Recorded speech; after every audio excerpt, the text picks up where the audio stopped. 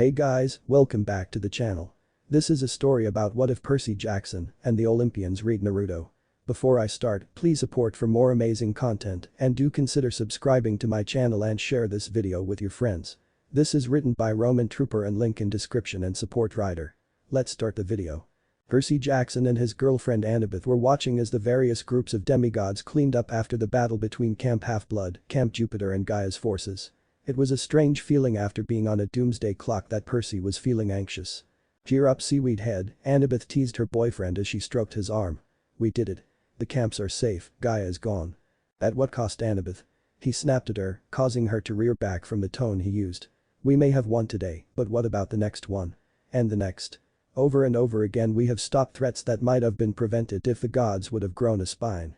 Annabeth hissed through her teeth as she tried to find the words to help her upset boyfriend. Percy, you're upset right now and not thinking straight. Do you think that many of us are asking ourselves that question? The gods have apologized. While instigating that there was nothing that could be done.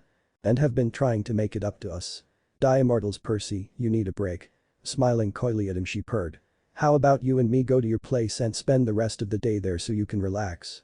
If you're a good boy and obey, you can help me with an itch I got. Percy blinked and stared as Annabeth walked away, swinging her hips seductively before racing after her. Jason and Piper watched as the son of Poseidon chased after the daughter of Athena with smirks on their faces. But they fell as they recalled their missing friend. Leo. Piper thought as she felt Jason's thumb rub circles in her palm. Annabeth sighed in content as Percy spooned and wrapped his hands around her body. She was happy as she had her boyfriend with her and a National Geographic special on the television about the Battle of Marathon. She could feel his slight frustration and yet peacefulness as he held onto her and giggled in her head as he muttered under his breath. She knew that he loved her too much to complain, and she also knew that he was enjoying her company just as much as she was. Slurp. Percy's and Annabeth's head snapped up from the TV to see a man slurping up a smoothie. Yo. Hermes grinned as he looked at the two demigods. Annabeth shirked and the duo fell off the couch in a tangle of limbs and blanket. Hermes watched as they tried to escape before snapping his fingers to free them from it and placed the now folded blanket on the couch. Sorry to interrupt such a sweet and tender moment between you two, but you're needed on Olympus. What is it this time? A nice tailored speech to us demigods thanking us for our endeavors with a reward attached before sending us on our ways till the next world-ending crisis. Percy spat out as he fingered Riptide. Percy? Annabeth loudly hissed at her boyfriend as Hermes narrowed his eyes. I understand that you're grieving over what has happened, so I'll let it slide, Percus. Hermes growled through gritted teeth. We all are, gods and demigods on both sides. But something has transpired that demands yours and several others' attention. Annabeth squeezed Percy's shoulder to relax him.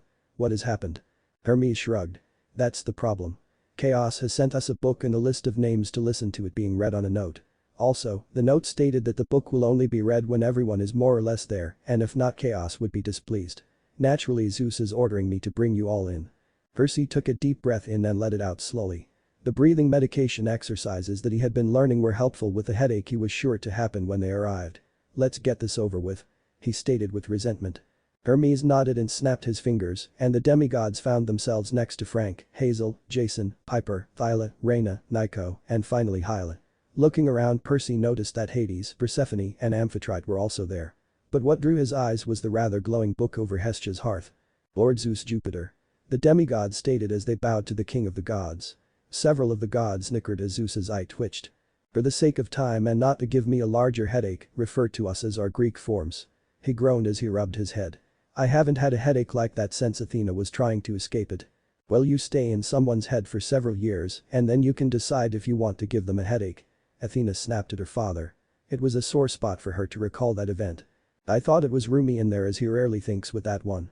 Hera growled as she glared at her husband. His brothers snickered into their hands as well as the demigods, but stopped with the stormy glaze of Zeus pasted over them. Clearing his throat and raising his hand, Apollo spoke up. Can we get on with this?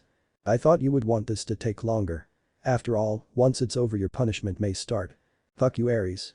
Nevertheless, we should proceed with what Chaos has sent us. Who wants to start? The book floated over to Hestia and landed on her lap. Quirking her eyebrow, she picked it up. I guess I am. Unless anyone wants to disagree or speak up. The gods and demigod all shook their heads and the goddess smiled. Opening the book, she began. The son of the queens. Sally Jackson hummed as she walked up the steps of the New York Academy for Young Women. Her sweet Un-America uniform ruffled in the breeze. As she entered she thought about the fact that the headmistresses of the school was letting her son learn at the all-girls school. Her dear childhood friend met her as she went through the door of the school by surprising her with a hug. She was wearing a light green dress with a simple touch of makeup. Her blonde hair trailed freely down her back as she held on to Sally. "I'll hit that." "Apollo." "What?" Miss Abigail was the headmistresses of the school and was glad to see her friend. "I remember her. She was having drinks with my mom one day when Gabe was running an errand of his." Percy piped up. "Babe?" Jason asked him. "A man that looked and smelled like a walrus pig offspring." "Ah. Sally dear, how was your day?" she inquired as they separated. "No problems at work today?" "I had a fine day today, Abigail," Sally answered. "In fact, my boss gave me the rest of this week and the next off with paid vacation time. He said that I need to spend more time with my boys and to relax a bit." Seems Percy has a sibling in this story. Athena hummed as she thought about the ratification of Percy having a sibling. Aelia blinked. But doesn't that mean Hess going to an all-girls school? The gods and males all blinked in surprise and realization. Hot damn. Hermes gave a wolf whistle and his brothers all grinned at the idea of being the only boy in an all-girls school. Leo would start to cry. Hazel muttered as she groaned. Abigail frowned as she saw Sally's face fall. She had her suspicions that Sally's husband was beating her and was abusing her children. Hera growled at that line and her brother Hades and his wife Persephone made a note to give him a harsher sentence in the field of punishments. But could never get her friend to tell her anything. Sally would just wave it off and say that she was fine, but Abigail knew better. Tucking a strand of her blonde hair behind her ears, she wondered what she would say to her friend and the mother of the most sweetest little boy she had ever met. Many of her staff and the girls in the academy had a soft spot for the adopted son of Sally and all of them thought of the boy as a little brother. "That's so sweet," thought Hestia before continuing. Abigail smiled as she recalled when she had met the boy. It was her turn to host a girls' get-together and Sally had been running late that night. She had just taken Percy to another boarding school and wasn't able to find a babysitter for her child. The walrus of a man she called a husband was out of town on a so-called meeting. So she had brought her 4-year-old son. The boy was kind and polite for a 4-year-old. His little blue eyes seemed to sparkle with some hidden secret that only he knew whenever he was happy or excited. The females all cooed as an image of a 4-year-old boy appeared. Thalia blinked as she compared the image to a memory of her father and wondered if Jason looked similar to the boy in the image at that age. Unlike his older brother Percy, Sally's youngest rarely got into trouble that involved strange events, as many of the girls stood up for him in his defense when something did happen. "So unfair." Percy grumbled as his fellow demigods either laughed or giggled at him. The gods all cracked a smile in amusement. Like the noodle incident, she thought. How in the world did it happen? She didn't want to know, considering that it involved the once proud members of the NYPD's and NYFD's honor. "So what happened?" Hermes asked. Hestia shrugged her shoulders. "It doesn't say. Perhaps later on we might discover this noodle incidents." Shaking her head she opened the door to the room where Sally's son was. "Time to go, Naruto, your mother's here," she started only to clasp a hand over her mouth to stop herself from laughing. Looking around her, Sally looked at her son and barked out a laugh. There was Naruto surrounded by sheepish teenage girls, dressed as a little girl. Everyone burst out laughing. He was wearing a skirt that went down to his knees and a light blue shirt that complemented his eyes. His long hair was put up in twin ponytails down his back. On his feet were a pair of black Mary Jane's shoes with a little bow at the ends and knee-high socks. The look was complete with lip gloss, a little blush to bring out his cheeks, and a touch up to his eyes to bring them out. The thing was, the poor boy looked like he was a natural girl and not the male that he truly was. Another image appeared and several males blushed. The female demigods shifted in their seats as they started at the cross-dressed boy. "Wow. Artie, what do you think? He really does look like a girl." Artemis paused as she looked the image over. "If I didn't know that this was a picture of a boy, I would take me a while to tell the difference." "So he's a sissy, so what?" Ares took a drink of some beer as Dionysus scowled at him. "Burly-looking boys sometimes are sometimes great in bed," Ares, the goddess of love, pointed out. "Also he's just young and it isn't uncommon for young boys to dress up as girls by a relative or female friend." Hyper, Annabeth and Hazel blushed. But Thalia's blush made Jason pale. "Sis. It was just the once, Jason, you would not even remember what I did." Jason went paler as Thyla smirked at him. Naruto, seeing that his mother was there, tried to wave to her but was stopped by the red-haired girl that was doing his fingernails. "Naruto, hold still. I need to finish and if you move I'll have to start over. You don't want that, do you?" Naruto shook his head. "No. This is like that time in the cabin," Piper stated as she rubbed her forehead. "Naruto, huh? It's Japanese, pops. It means maelstrom or fish cake." Poseidon and his wife smiled as Apollo told Zeus that meaning of Naruto's name. Zeus just humphed. Then hold still. Sally smiled as her son waited for the girl to finish. He was such a sweetheart that it was a shame that he was a boy. Many of the women and girls thought Naruto was too feminine to be a boy. The females all nodded with that. But Sally knew that was because he was such a mommy's boy. He helped her clean the apartment where they lived as best as his little body could do. He was a good cook and could snitch and sew well enough to fix minor items. Clearing her throat, she spoke up.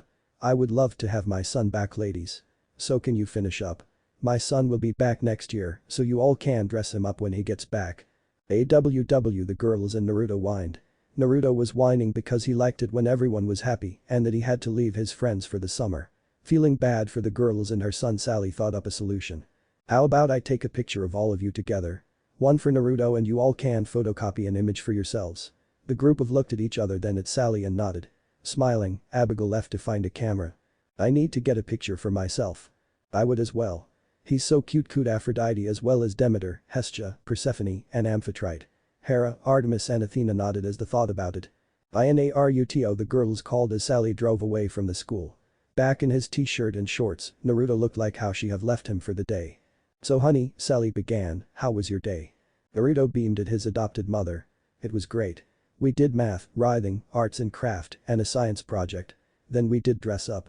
Sally listened as her child told her about his day.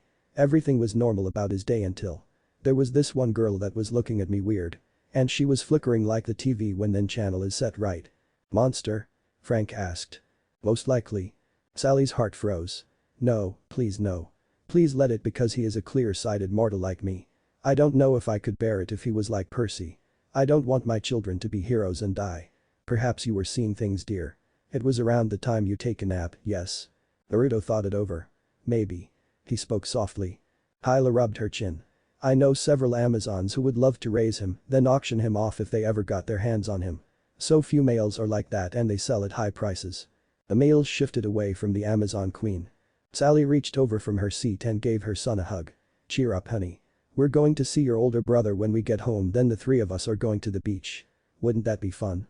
Smiling at each other, they held on to each other for a few moments before she went back to driving. High above on Mount Olympus, three ladies watched as their shared son share a moment with his adopted mother. They knew that they had to send him to camp, and when they did, all Hades would break loose as their so-called husbands freaked out. Until then, they waited as their plans for Naruto to come into effect.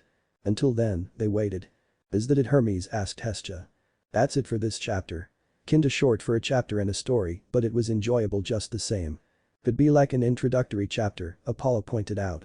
Where the author is setting up his or her feel of the story and didn't want to push the envelope too fast too soon. So who will read next? Jason raised his hand. I'll go it if no one complains. Hestia passed the book over and he started on chapter 2. Jason began to read, but now before Hestia noticed something odd. Why is the book glowing again? Everyone's eyes blinked as they looked at the book, which was glowing a soft blue color. The glow intensified before fading, leaving another note. Dear demigods and gods. Please note that anything and everything can change. Chaos. What's that supposed to mean? Poseidon asked Apollo. No clue. Let's get on with the story then. Jason. Jason rolled his eyes and began again. Sally watched as her two boys played in the surf of the ocean, thinking about how different her sons were from each other. Her biological son Percy had sea green eyes, black hair, a swimmer's build, and a poor luck with nearly anything to do with a school. Hi me. Percy called out. At least this year he didn't cause me to pay several $1,000s to pay for damages. Percy? What? She mused as thought about the fact that he was expelled again. She giggled as she watched as Percy splashed his brother. The younger of the duo fell, and as Percy went to pick him up, Naruto tackled him into the sand. I win. Naruto cheered until his brother reached up and tickled his sides. Naiko was silent as several of his fellow demigods, the ones with siblings that they were close to, ginned at the scene. Hera and Hestia were also, but Hestia shot Naiko a comforting glance as well as Hades. Sis. Percy is so protective of his little brother, Sally thought as she shook her head to the boy's attics. It would kill him if he was separated from Naruto any time longer than necessary.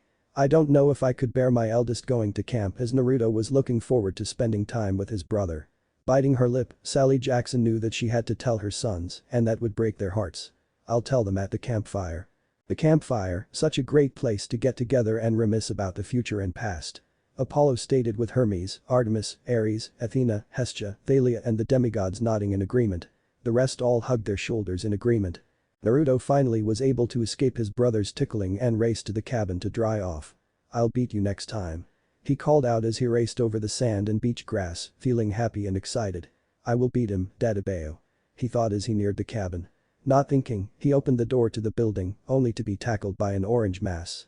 "Ah! You stupid fox," Naruto yelled as he and the said fox tumbled head over end on the ground fighting. "I won't forgive you this time." "Naruto Jackson, what are you doing?" Naruto looked up to see the angry eyes of his mother. She cocked an eyebrow. "Well. The mom look." Hera grinned at the image of an irked Sally Jackson, and the males all shivered. Percy and Poseidon more so than the rest as this was the women that Poseidon had a fling with and Percy's mom. Naruto, covered with dirt and sand, pointed to his side. "It was Cailloubi's fault mom, he attacked me as soon as I opened the door and." "Naruto," Sally began as she put her head into her hand. With her other she pointed at the fox. "Cailloubi's a stuffed nine-tailed fox that you got for your birthday. He isn't alive and he reached you shoulders. You must have left him on the counter next to the door and he fell on you. Now let's get inside to you two fixed up." "So that's so cute," he named this stuffed animal. Piper cooed as she looked at the image of the stuffed fox. Frank blinked. "Why does it have 9 tails?" "I think it looks cute as well, Piper." Hazel grinned at the image as well. "But Frank has a point, why does it have 9 tails anyway?" "Perhaps it's just a fox that Percy's mom added the extra tails." Jason raised his hand. "Can I read on?" "Go ahead." "This isn't over." Naruto growled at Cailloubi as his mother picked him up low enough so that only the fox could only hear. "Says the brat that was cheating.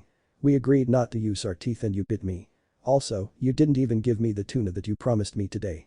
The seagulls were good thought, but you owe me several cans." Everyone blinked. "Did that fox just talk?"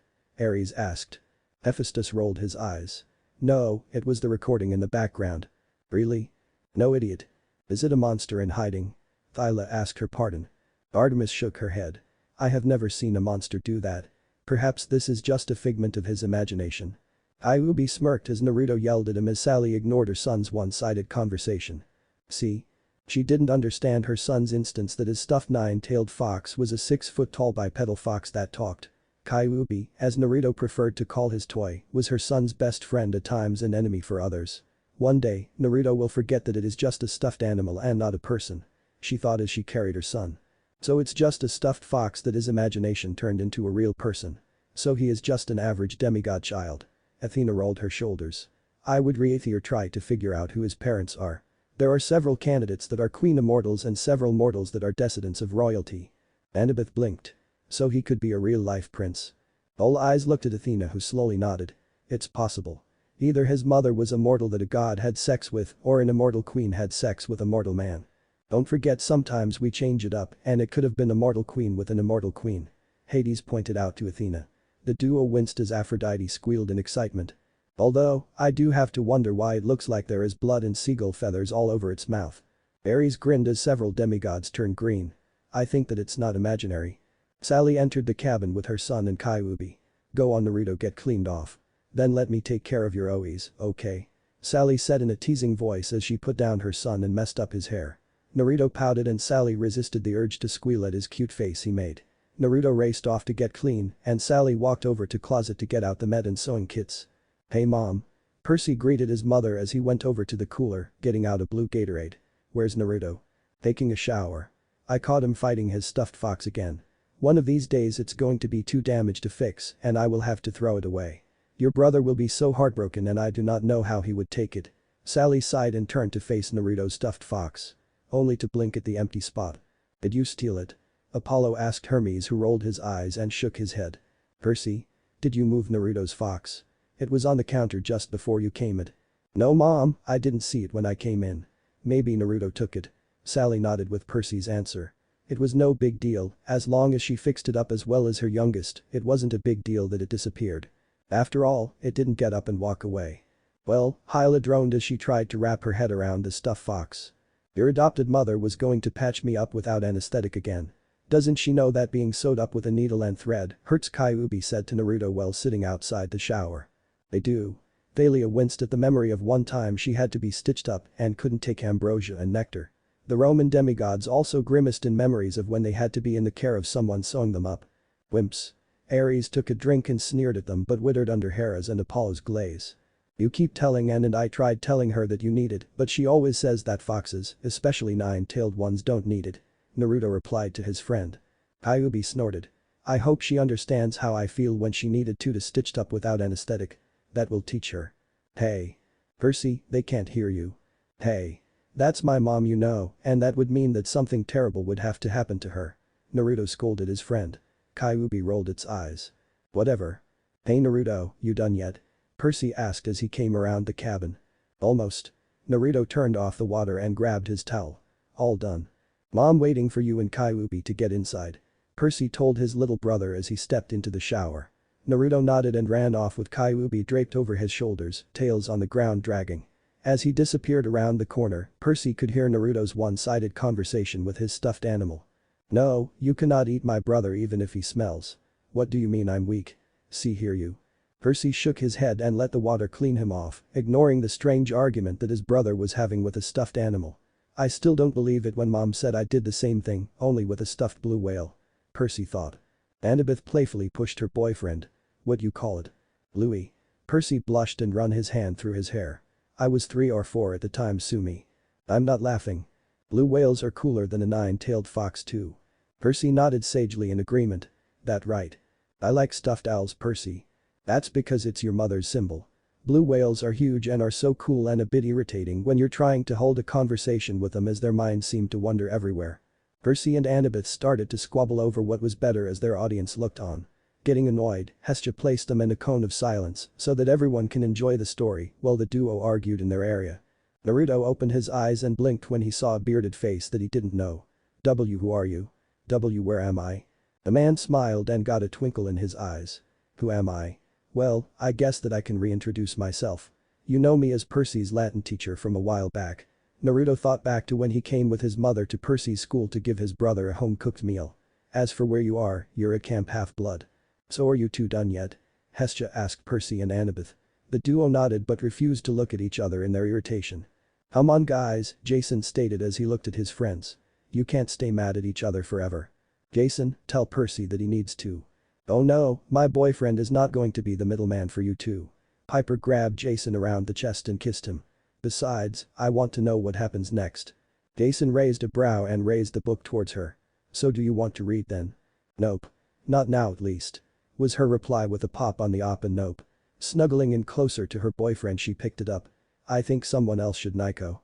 The son of Hades took the book and tried to open it. After several seconds the note flared up and Hermes looked at it. Says here that in order for the book to be continued to be read another person needs to come, but that's not right. What is it, Hermes? Zeus asked as he took a sip from a soda, God version 2.7. Hermes ignored him and stared at the paper. Uncle, did Leo make it to the underworld? Hades blinked at the question. Cause it says here that he is needed as well as his girlfriend. Hades closed his eyes and was quiet for a few seconds. The demigods were also quiet as they were unsure of the answer that they were to get. Hades slowly opened his eyes and shook his head. This got the assembled demigods to start talking to each other in hushed tones as Hephaestus gave a soft smile. Zeus and Hades began to talk to each other in rapid ancient Greek as the rest of the gods listened with mid-interest. Hestia, having enough of the chatter after several minutes, gave a sharp whistle. That's enough from all of you. I rather get back to the story and I rather find Leo while we listen to the next chapter unless Chaos complains that we don't have our wayward demigod. The note shimmered away and the book flipped open to the 3rd chapter. There we go. Now let's listen to the next chapter while we immortals look for Leo. Continue on Nico. There, okay then. Chapter 3. No. She needs to wear the pink one with these heels. Bob Percy asked as Nico reread the line. Looks like your brother is getting another makeover. Deadpanned Hyla as she ate some popcorn that she found. Percy sank into his seat and groaned as his friends rolled their eyes while grinning. Remember when we did makeovers, sis? Reina asked and her sister grinned. No. The blue blouse and lavender skirt will be perfect. I think that her nails should be a nice red. What do you think, Lacey? I think she is trying to escape again. Most males would. Hermes remarked as he sipped some nectar. Naruto pulled and heaved at the bindings that held him to the chair, surrounded by girls from the Aphrodite's cabin. They caught sight of him when he left the big house and thought he needed a makeover as he was too girly looking to be a boy. Aphrodite nodded as well as the rest of the group. He really is quite the beautiful trap. She licked her lips as she thought of some very raunchy idea involving the boy if she ever got her hands on him. Her husband and boyfriend scowled. He didn't want to be given a makeover, but they were rather forceful of their views. It didn't help that he naturally looked like a young girl too. The girls at the Niga were the only ones that he let giving him a makeover as they said it was for their grades. For some reason they gigged or turned their faces away each time they said that thought. He can't be that dense. I mean even Percy was never that dense. Thalia pointed out. Why then? At least when I was with him. I take away what I was going to say. Cailloubi help me. Naruto yelled out. MPHF. In a bit kid, these cookies are delicious and the tea is simply too good to pass up. How can you be drinking tea and eating cookies when your friend is hey? You just said you're eating cookies. No fair, I want some too. Cailloubi made exaggerated eating sounds of someone who is enjoying a good meal. Naruto tugged on his bonds harder as to get to the cookies before Cailloubi ate them all. Like Apollo and Hermes over Hestia cooking during the games, Artemis moaned as she covered her face with her hands. Hermes and Apollo blushed in embarrassment as they recalled the times they resorted to dirty tricks on each other. It didn't help when Cailloubi started to talk to the other stuffed animals about said cookies. Oh yes Mr. Bumpkins, Naruto is such a pain at times. Oh yes, he has yet to give me the tuna that he so promised more tea. Why yes Miss Piggy, I would love some. I do believe that Naruto would have loved to join us, but he is rather tied up at the moment with his new friends. The demigod snickered in amusement as well as the immature gods. Oh yes, I am enjoying these cookies too much. When I get out of this, I am going to turn that fur ball into a fur coat. That will teach him from keeping me from cookies, Naruto thought as glared in the general area of Cailloubi. The girls of the cabin didn't pay any attention to Naruto as they were too busy chatting about what Naruto should wear and what kinds of makeup he should be wearing. Question, do girls really think about this sort of thing? Percy asked as he recalled the time he, Thalia and Annabeth went to find Nico and his sister. The females all grinned and stayed quiet, much to the worry of the males present. I'd stop staring like that. Jason tired not to stamper as Piper stared at him with half-lidded eyes. Thalia was holding onto his arm so he couldn't move. Frank was slowly moving away from Hazel as the girl eyed him like a prize. There was no guys in the cabin as the girls kicked them out, saying that it was improper for a boy to see a girl naked or indecent. As soon as the last boy was out but Naruto, they locked up the entrance and covered the windows, then provided to strip Naruto to his underwear. They let Naruto keep them on, saying that even if they were boys' underwear, they looked good on him and they looked at least like girl boxers. Mr. D snorted as the image appeared. Poor Menma. Must have a hard time going to the beach or the public pool. His name is Naruto Mr. D sir. I know Hank. Now here he was, tied up with chatting girls trying to figure out an outfit that would fit a girl of her stature. 3 guess who the lucky girl was. Naruto's eyes lit up when the bindings for his left hand came undone. His joy was short-lived as a hand came to his cheek and brushed against his whisker markings. Don't purr, oh please don't purr. He thought as he feared the consequence of doing so. Purr, oh no. Wait, he purrs? Artemis asked. Hestia nodded and the younger goddess hummed in thought. Thinking about. Finish that sentence and I'll shoot you Apollo. The chatting stopped as soon as the girls hear the noise. Did she purr? I think so. Struck her markings again. Oh no. The hand that was not moving started up again, this time up and down with feeling of gentleness like a lover does to their other. Naruto started to purr louder and lean into the hand. His eyes glazed over and he relaxed. He's like a kitten. Cooed Artemis as well as Thalia before shooting Apollo in the ass for snickering at his sister. Whomever is his godly parent must have a lot of his pictures as a baby. Amphitrite said as she rubbed her husband's arm. Oh this is so cute. One girl squealed. Another nodded in agreement. I know. She reminds me of a fox that I raised when I was younger until it died. The purring is more like a cat's thought. That gives me an idea. Why don't we dress her as a fox? I have just the thing. The girl named Lacey squealed out as she raced to her chest. Hey Lacey. Piper called out. Digging around she pulled out a shirt for the camp, a dark range pair of pants, some dark colored cat ears, and a long orange sock. She raced back to the group with the items in hand. Let's use these. In seconds Naruto was dressed up with the sock acting as his tail. Several of the older girls did makeup to complete the look. Cailloubi took one look at Naruto and fell to the floor howling in laughter. Naruto glared at his friend before a thought struck his mind. It's missing something. At those words the girl's eyes lit up and nodded. The one called Drew nodded and walked over to where Cailloubi was and picked up the stuffed animal. Pulling out a ribbon she tied a pink bow around Cailloubis's neck and placed him on Naruto's lap. The girls all stepped back and admired their work, gushing on how cute the scene was. It is rather cute. Hera stated as she stared at the scene. I hate you kid. The bow doesn't even match my color. I the great Cailloubi, reduced to being a plaything. I feel you man. Hermes muttered as his brother nodded. Athena reached over and slapped the back of his head for the remark. If you had helped me we both would have escaped with the cookies. Naruto hissed at the fox. About the cookies. You didn't. They were too good to pass up.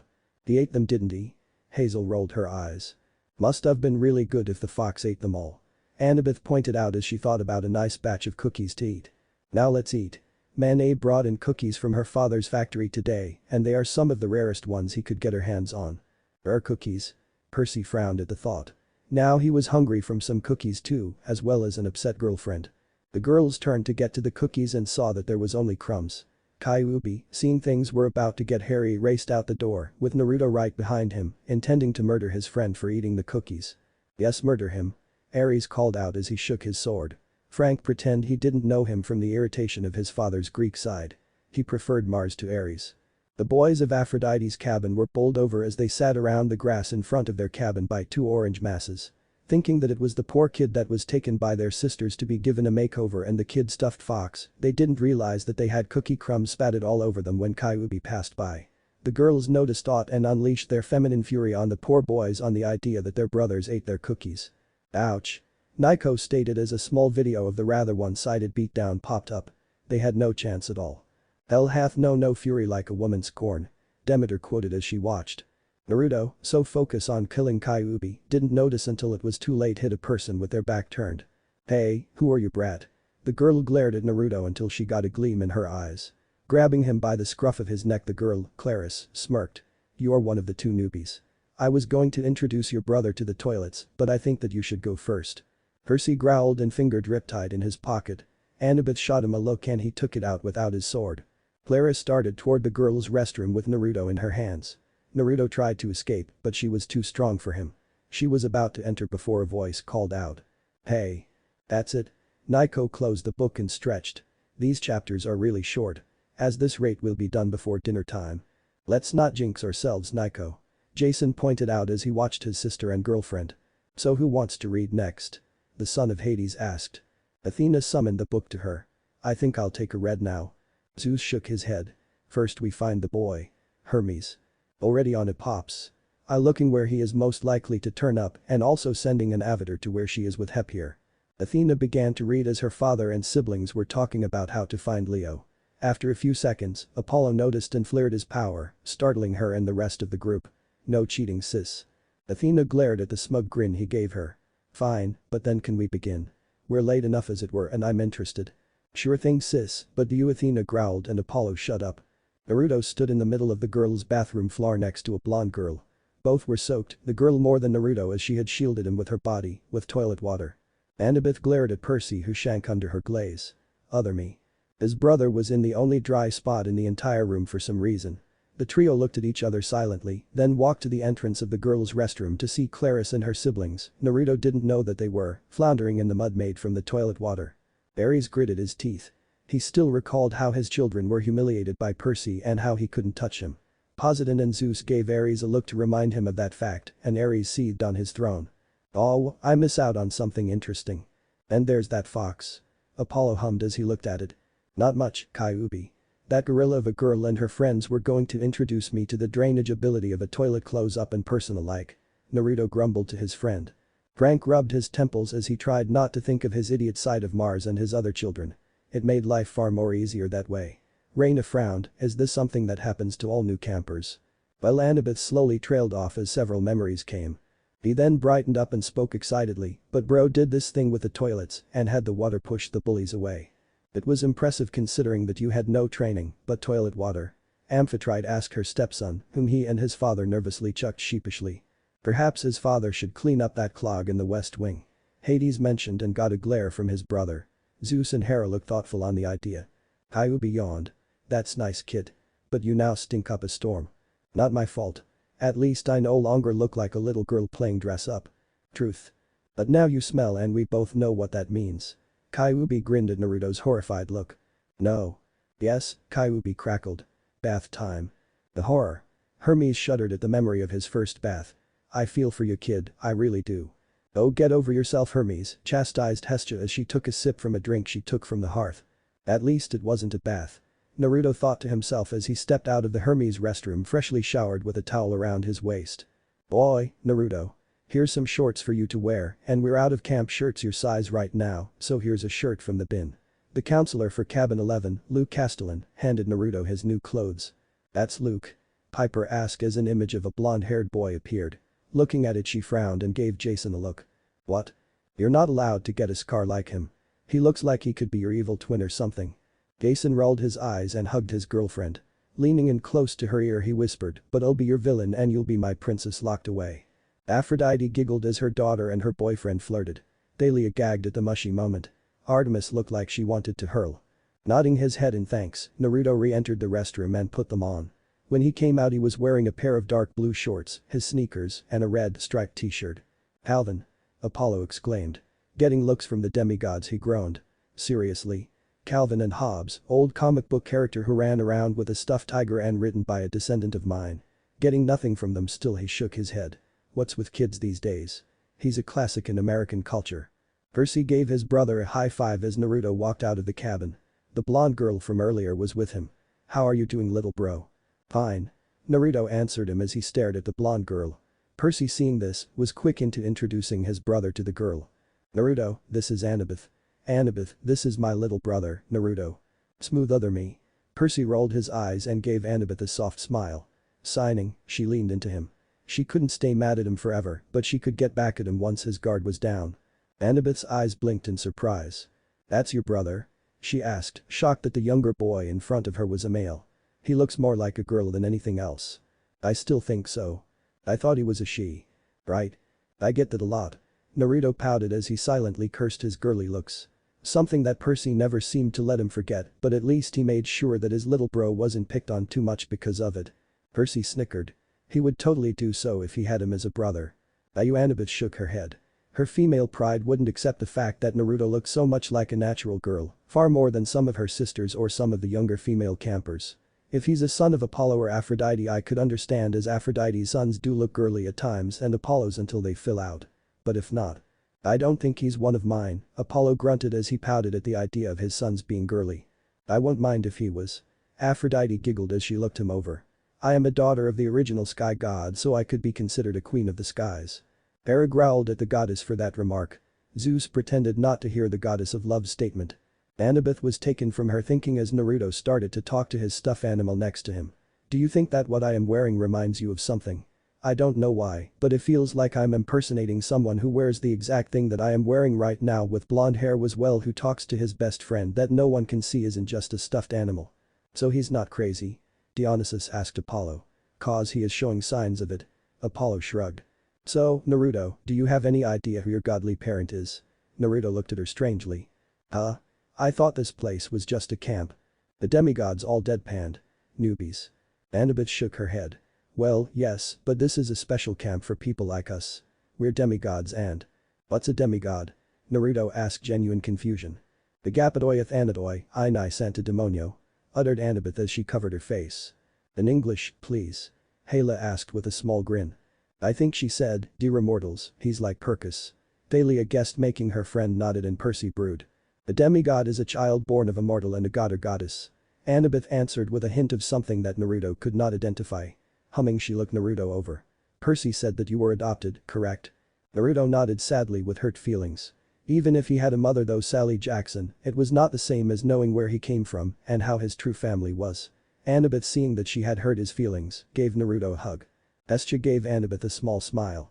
What, no hug for me? Cailloubi spoke sarcastically as the duo separated. Percy stood where he was, more interested to the fact that Luke was walking up to them. Hiya Percy, Naruto, how's the first day going for you? Fine. Okay. Luke frowned at Naruto's soft tone.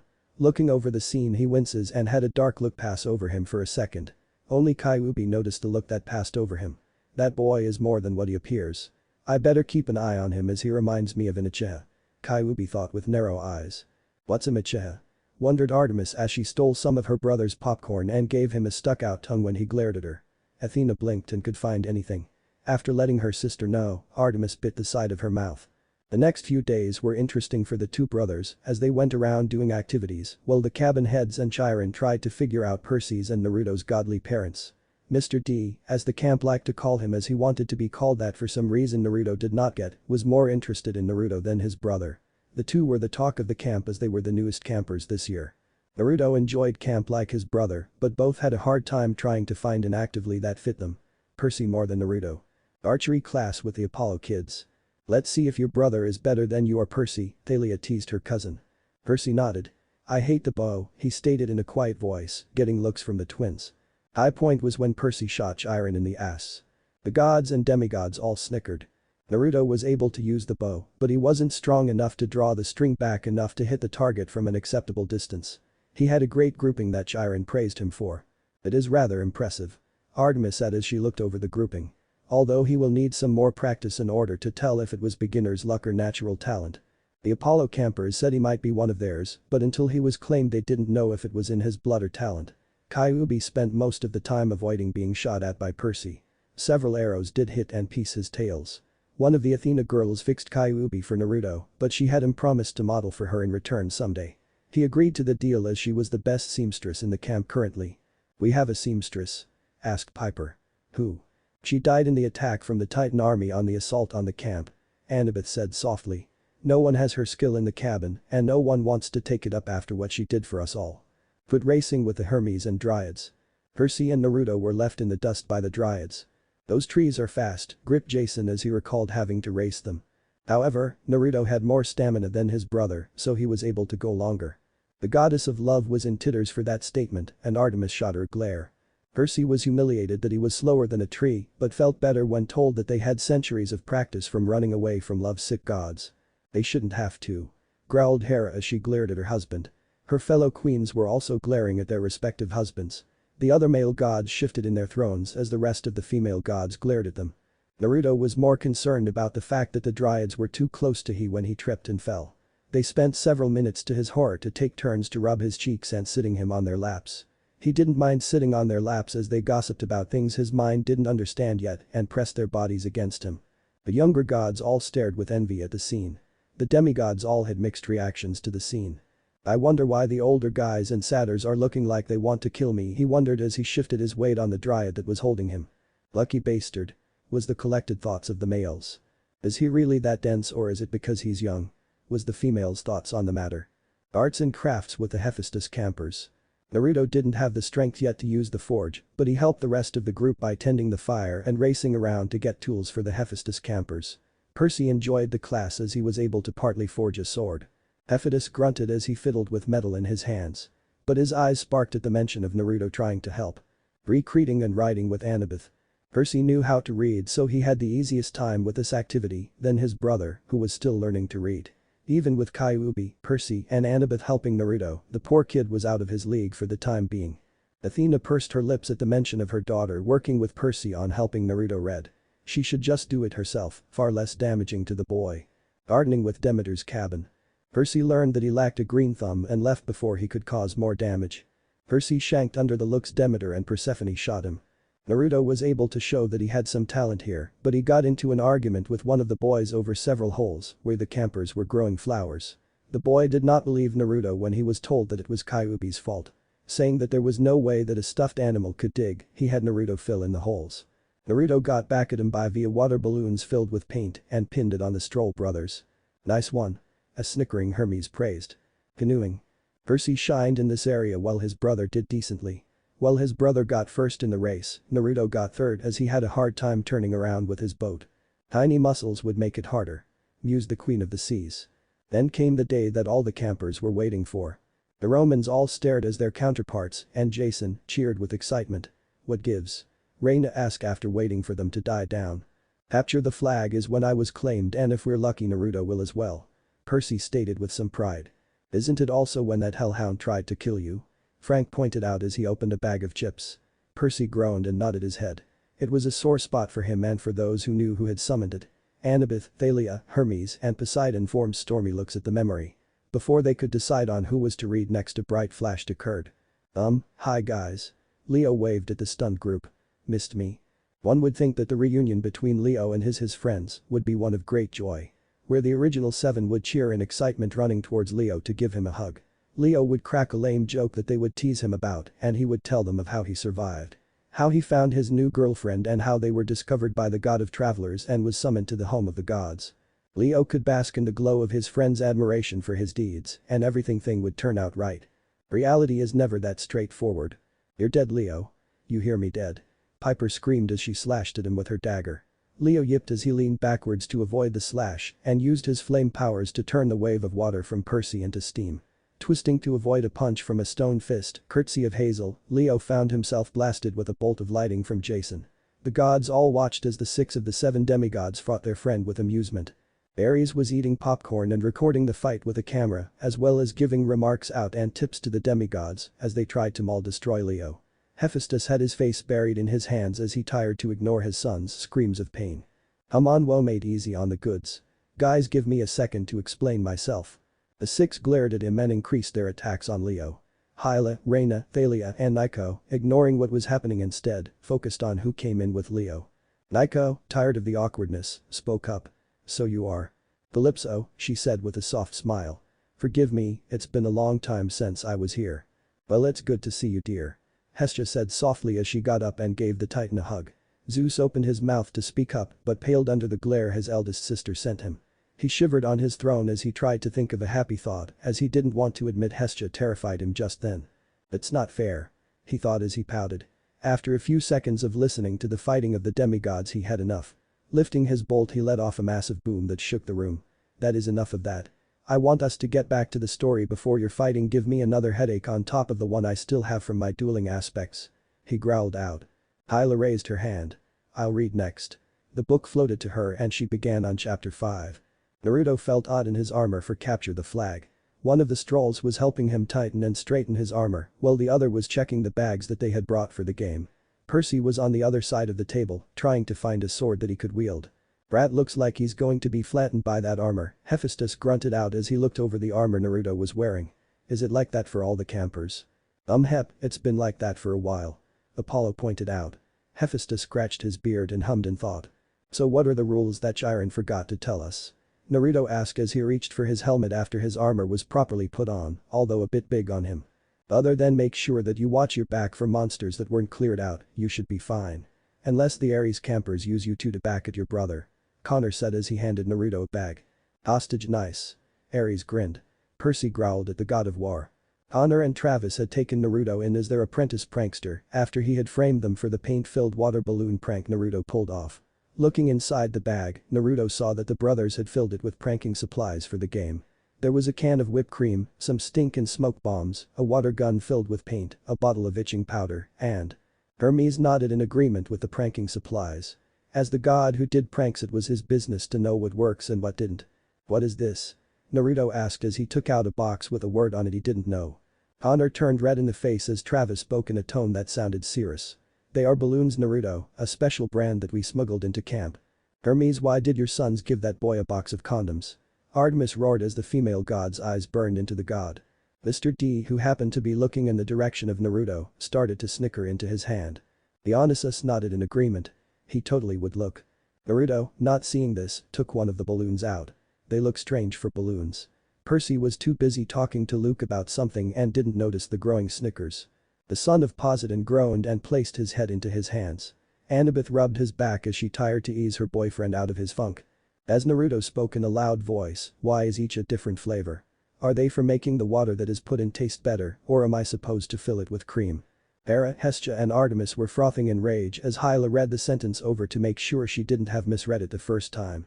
The male gods tried to suppress their grins at Naruto's clueless question. The male demigods were red in the face as Naruto tried to understand the balloons.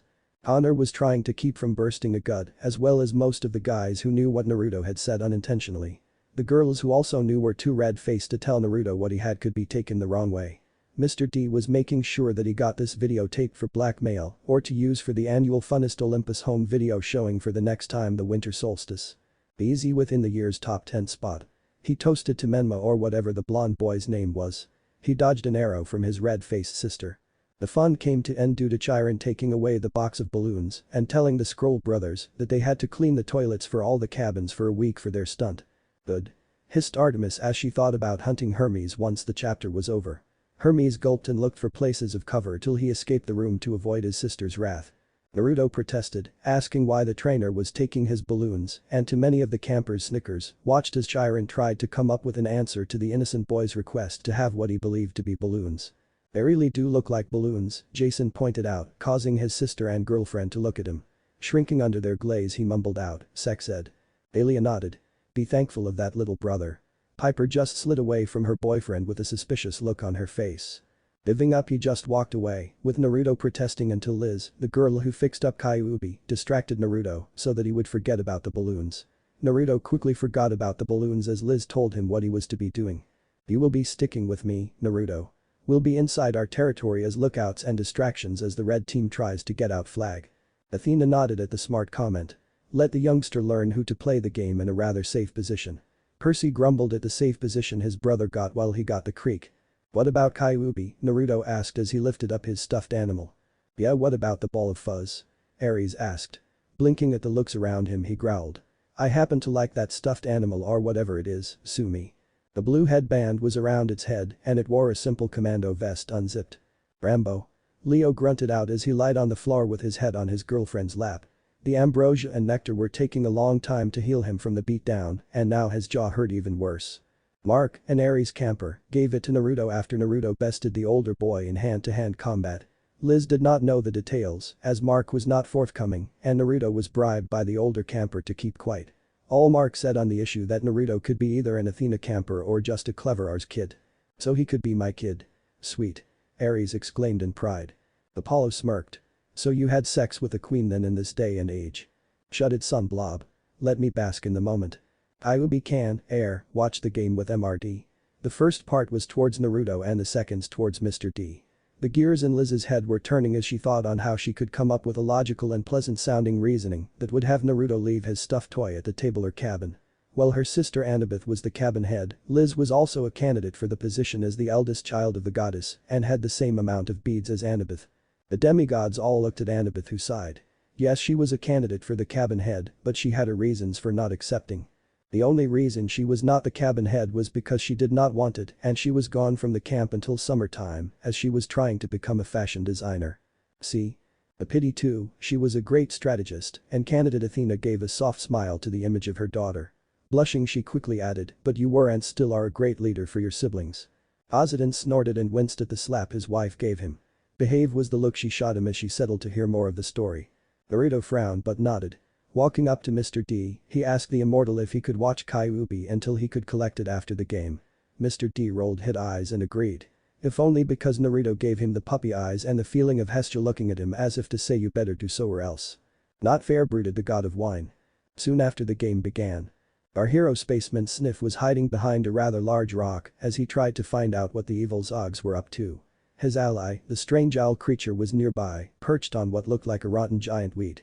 The Zogs had taken our hero's ship and without it our hero could not escape this arena of doom. Spaceman Who Hazel looked at her boyfriend in confusion. Apollo groaned and dimmed a bit as he fell into a depression. "Ashfi Fajeras Fai." The creature spoke to our hero as several of the Zogs came into view as they moved through the darkened landscape. Taking out his death ray's orchard, he set the level to deep fat fry. Taking a close look at the approaching Zogs, he identified them as the Seducer Swarm Mole class. Think back to his encounters with this type, our hero made a plan to avoid their attack of overly affection of death. "I think he is talking about Cabin 10, Thalia smirked as well as her pardon. "Well, they are a breeding ground for fangirls with do swarm their victims," Apollo pointed out as he rolled his shoulders. Before Aphrodite could open her mouth he spoke first. "Truth God." Her mouth closed with a click and she settled for giving him a glare. Taking out a Demise O-bomb, he stepped out from behind the rock. "What kind of name is Demise O-bomb?" Hyla asked in confusion. Persephone shrugged. "It is his imagination, so perhaps he thought it to be, as you would put it, cool." "Hey, it's Naruto." "Ooh, oh, I want to stroke his whiskers again." "Maybe we should capture him and bring him to the other girls." "But what is he doing?" "Priories much?" Artemis dryly asked Aphrodite, who waved her off. "Blasted. The Zogs have noticed our hero and were heading straight for him, clearly to take him back to the nest for their horrible treatment before killing him." Acting fast, Spaceman Sniff threw his bomb yelling, "Take that, you filthy creatures. Die." "Wah, how dare he call my babies filthy?" roared the goddess of love as her power increased. It was only with a warning in the form of Zeus's throat clearing did the goddess settle down. "I agree, Naruto, her children are quite filthy." Artemis snipped out. "Ahem." Sorry Piper, not you of course. The bomb hit true and out hero waited to see if it was effective. His ally let out an alarm as it was attacked by a bigger and bulkier version of the Zogs. She was doing well, but she was then attacked from the side from another the Sim class. Frank blinked. Ally? Oh, must be Liz. The low grow came from the smoke, and our hero gasped as the trio emerged unharmed but extremely angry. The one that closest hissed out at our hero. Not wanting to know what these ugly creatures wanted, Spaceman Sniff raced away on his jetpack, quickly and rapidly leaving the area. Liz and the sons of Mr. D looked at the rapidly fading form of Naruto running away, screaming as the girls from cabin 10 raced after him. The resounding roaring laughter echoed out of the chamber the group was in. Several minor gods and nature sprites looked at the building before going back to their tasks. Urks, it seems that the foul creatures have jetpacks of their own. Our hero fires his weapon, only to find that it is only an irritant to his foes. Gasped Spaceman Sniff. One of the creatures roared at our hero as he raced away. Taking a look at his inventory, our hero quickly mixed the experimental powder into his blaster. Taking aim, he fired into his satiation, one of the creatures went down. Arg. That little brat, if he wasn't so cute I would skin him alive. Yelled Aphrodite's daughter number 1 as she rolled on the ground trying to relive the itching and stink. Piper snickered before shutting up under her mother's anger-filled eye. Her sisters quickly hide behind a tree to avoid being hit. I think that maybe I should use my charm speak, grumbled girl number 2. That must be Selena. Thalia piped up. Piper looked at the image of the girl with interest. So this was the former head of her cabin. She looked cool and beautiful even with sweat dripping all over her. As Naruto took pop shots with his water gun. She quickly hit the ground and rolled as a paint-filled water balloon broke over her head. Growling she came up with a plan. Telling her fellow sister next to her the plan, as their fallen member was out of it, they split up. A pity she never took the oath. Artemis sighed as she looked at the girl. She would have made a fine huntress. Spaceman Sniff waited for the last two Zogs to show themselves as their fallen comrade was either dying or just faking its actions. Acting quickly he raced around the rock to attack the survivors. Gadfa. Yelled one of the Zogs as it captured our hero in its arms. The other appeared quickly, drawn in by its fellow Zogs' cries of victory. They quickly took our hero's weapon and started to attack our hero by using their evil Zog seductions. Our hero must stay strong. My babies aren't evil. Hissed Aphrodite. What is he talking about? I have no idea, but I think that revenge is in order.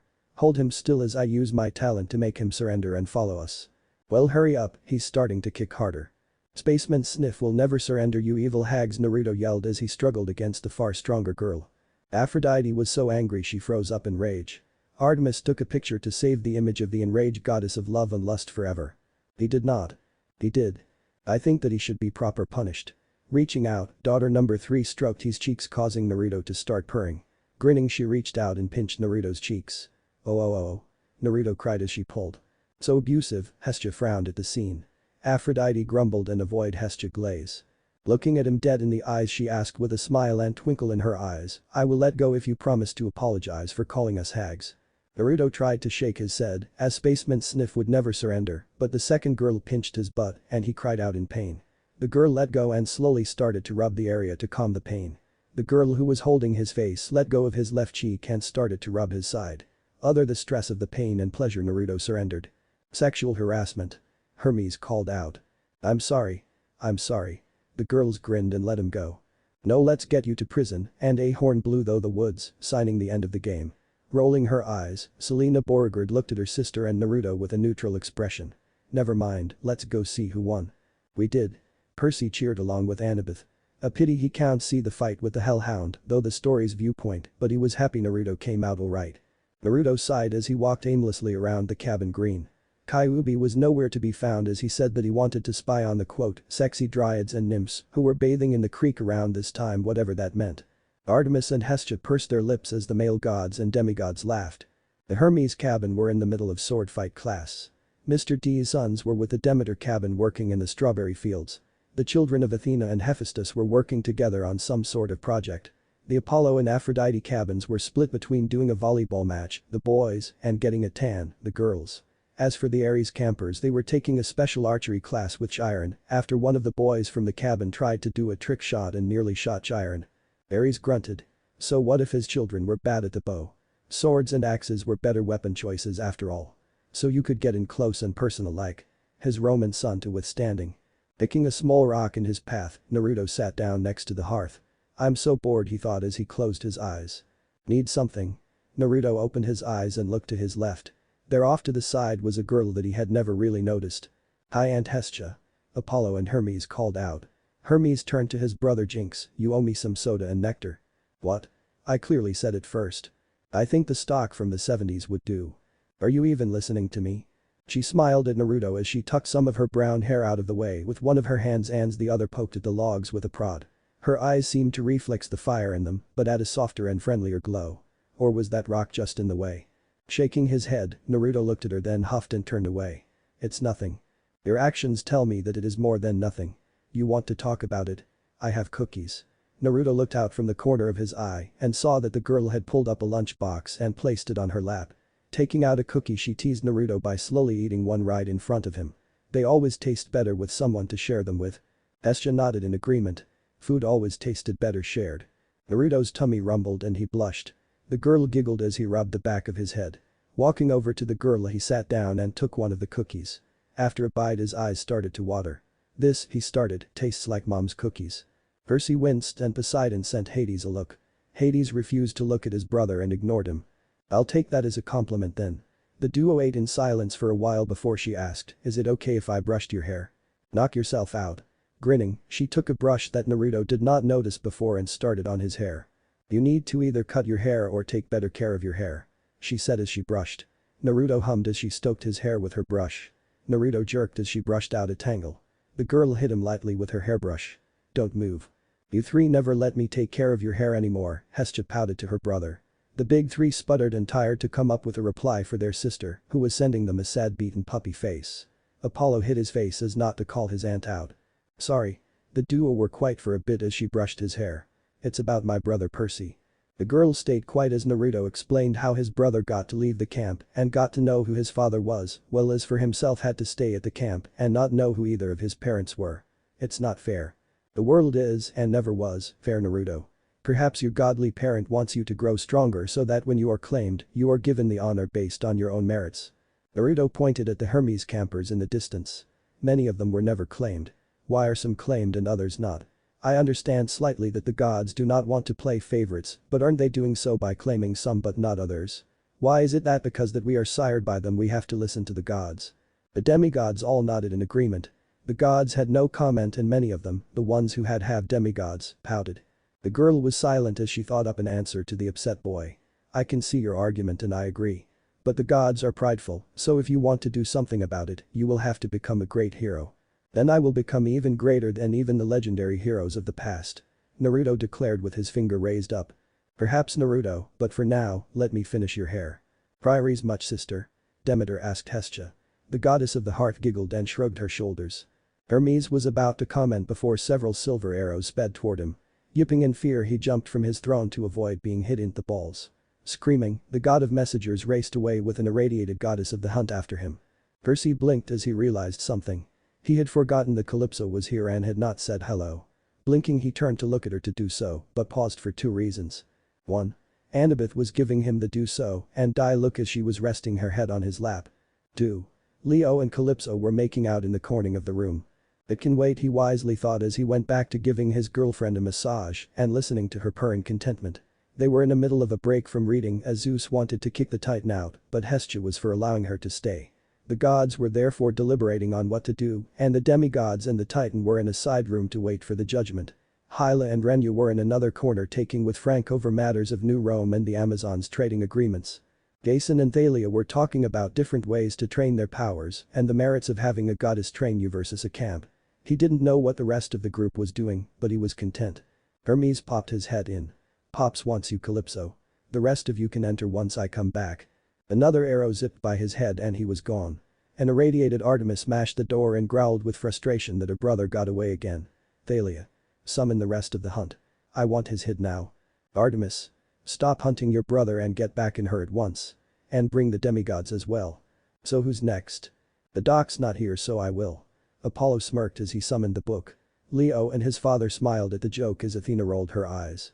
Hestia sang to herself as she cleaned her temple. Ever since she met Naruto she had been feeling happier than usual. And it was showing in the way she moved and worked. Her latest batch of food was just as good as the feast she made for the celebration of the gods' first year of ruling. I must have felt really happy, mused Hestia as she rubbed her chin. Also I would have thought my cooking has gotten better since then.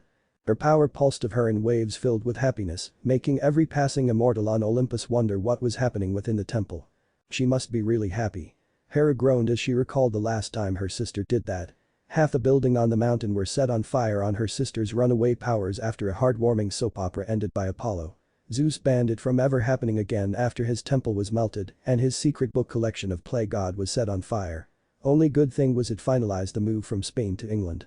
And that is another batch of cookies, Hestia gigged as she pulled her batch of chocolate chip cookies off the rack. Chocolate chip. The demigods droned together at the thought. Using her powers to cool them down, she put them into a lunch box. I hope that Naruto will enjoy these cookies just as well as the last batch. Lucky. The gods thought. She wondered as she walked into her bedroom. Going to her wardrobe, she hummed as she looked for an outfit to wear. Choosing one, she put it on like a mortal. True, she could use her powers to put it on and have it fit perfectly, but she liked doing it like mortals. Whirling around, she looked in the mirror to judge her outfit. Perhaps I should lose the curls. With a pulse of power, she straightened her hair and tied it up with a ribbon and a bow. Nodding to the image, she skipped out to get everything for her lunch date with Naruto. Hestia and Artemis blinked in surprise as the goddess of love made no comment. Artemis glanced at her and shivered as Aphrodite seemed to be having an internal debate but was also still angry for the comments Naruto had given her girls. Piper shivered as her mother clutched the rests of her throne and cracks started to appear again. However, before she could head to Camp Half-Blood, there was a knock on her temple doors. Come in. Athena and Artemis stood outside the temple, wondering what was going on with their fellow virgin goddess. After days working to keep the peace between her brothers, Hestia suddenly stopped, leaving only Demeter and Hera to try to calm the fighting brothers. Demeter and Hera paled at the idea of trying to calm their brothers without their sister. Poseidon sheepishly rubbed his head as his wife groaned. No one noticed that she left until the first pulse of power left her temple. Zeus and Poseidon stopped their argument over Zeus's bolt to send them to investigate. At least the two aren't fighting, Artemis said to Athena as they walked towards Hestia's temple. The brother sputtered out denials, but their wives had none of that.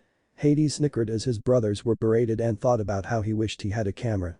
True, but until the bolt is found there's still the threat of war between the two. I hope my daughter will be able to retrieve the bolt even if it is the sea god son's quest. Athena said smugly. Really, Athena? Amphitrite asked as her husband gritted his teeth.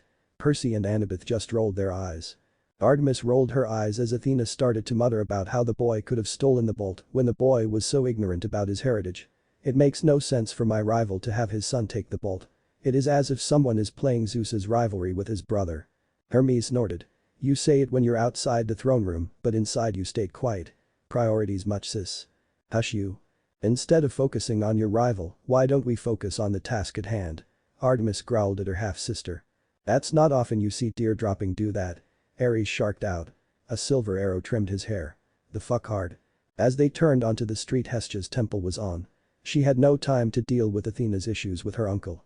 All she wanted to do was to get back to her hunt to track down that monster that was proving to be worthy prey. That means that she's miffed. Thyla muttered as his patron blushed and spoke under her breath. Another pulse of power hit and the sisters had to question the fact why Zeus had their aunt leave the council for their lazy brother Dionysus. Hear, hear. The females of Olympus nodded. Zeus rolled his eyes. That was interesting. Athena said as she dusted off her dress. Artemis looked at her aunt's temple in confusion. Was it just me or was that last one more powerful than the last? Perhaps we should hurry. The two sisters raced to the doors of the temple of the goddess of the hearth. Finding it locked, Athena and Artemis wondered if they should knock or just break in. After using their powers to determine if Hestia was alone and finding so they relaxed a bit. Artemis knocked as she did now want to be punished by Hestia again after the last time Artemis interrupted the elder goddess's concentration. So what happened? Artemis blushed and covered her face as her brothers started to laugh. Hermes and Apollo so much that they fell off their thrones. Annabeth started at the gods with irritation on her face. I asked what happened. The gods all laughed louder as the goddess of the moon turned silver in mortification. The demigods all looked on and waited for the immortals to stop laughing. It was after several minutes that Hestia finally got it under control and stuttered out, we all swore never to speak of it. Now the daughter of wisdom really wanted to know. Come in. Naruto turned the page as he read the book Liz gave to him. She had given it to him so that he could practice his reading skills for both English and ancient Greek. It was a story about some cat in the hat and Naruto was enjoying it. Reaching up, he pulled out a flower from one of the braids that the dryads made earlier in the day. The tree girls loved to play with his hair and they did a number on it today. His hair was braided into several braids that had flowers woven into them. "Isn't that a marriage proposal?" Piper asked Hera. The goddess hummed and shook her head. "The Dryads only counted as such once a mortal or demigod comes of age. Therefore it's a harmless act." Currently, he was in the lap of a Dryad named Juniper who was helping him understand some of the words as he stumbled along with his reading. They were by her tree in the forest as Naruto wanted to get away from the campers for a bit. He hated the looks that he was given due to his relation to Percy. His brother did not steal the god of sparks bolt. "I'm so going to remember that. I am the god of lighting, not sparks. So you don't send out sparks at all? Sparky." Hades and Poseidon snickered at their brother, slapping each other's hands. Zeus growled at his brothers. Percy wouldn't do that, but the head gods seemed to think so. Now some of the campers kept him at arm's distance as his brother could have started the next world war. Jason felt the same way when he found out he was a Roman, and Athens' cabin led the way to cast him aside for being one. Annabeth looked at him sheepishly, and in Jason sent her a mild glare. "Okay Naruto, you should be heading back to the cabin green. You were going to meet a friend later today and I want you to get going before you forget." Naruto looked at Juniper with his big blue eyes. "Aw, but I want to finish this without your help one time though," he complained as he got off her lap. She shook her head as the young boy whined about the fact that he couldn't finish the book by himself yet. Reaching out, she gave him a kiss to his cheek, causing the boy to blush pink. "You," he cried out as he rubbed the spot where her lips met his cheek. The girls all snickered at his reaction while the boys rolled their eyes. "Cooties don't exist." Apollo grunted as he shifted in his seat. "Artemis started that rumor." "I did not. Last I checked you used it as an excuse to avoid me and go on your own way when we were young Apollo." Tucking, she patted his rear to get him moving. "I'll see you later Naruto," she cooed as he started off. "Maybe next time you'll finish the story," she called out to his retreating form. Hearing a rumble by the pile of rocks called Zeus' fist, the Dryad hid in the branches. Narrowing her eyes at the form that was heading back to the camp she thought, "What are you up to son of Hermes?" "Luke." Hermes frowned as he thought about his wayward son. Thalia, Percy and Annabeth frowned as well for different reasons. The lone figure stalked its prey. Its eyes narrowed as the prey looked around, sensing something was amiss. After a few seconds the prey relaxed, thinking it was in no danger.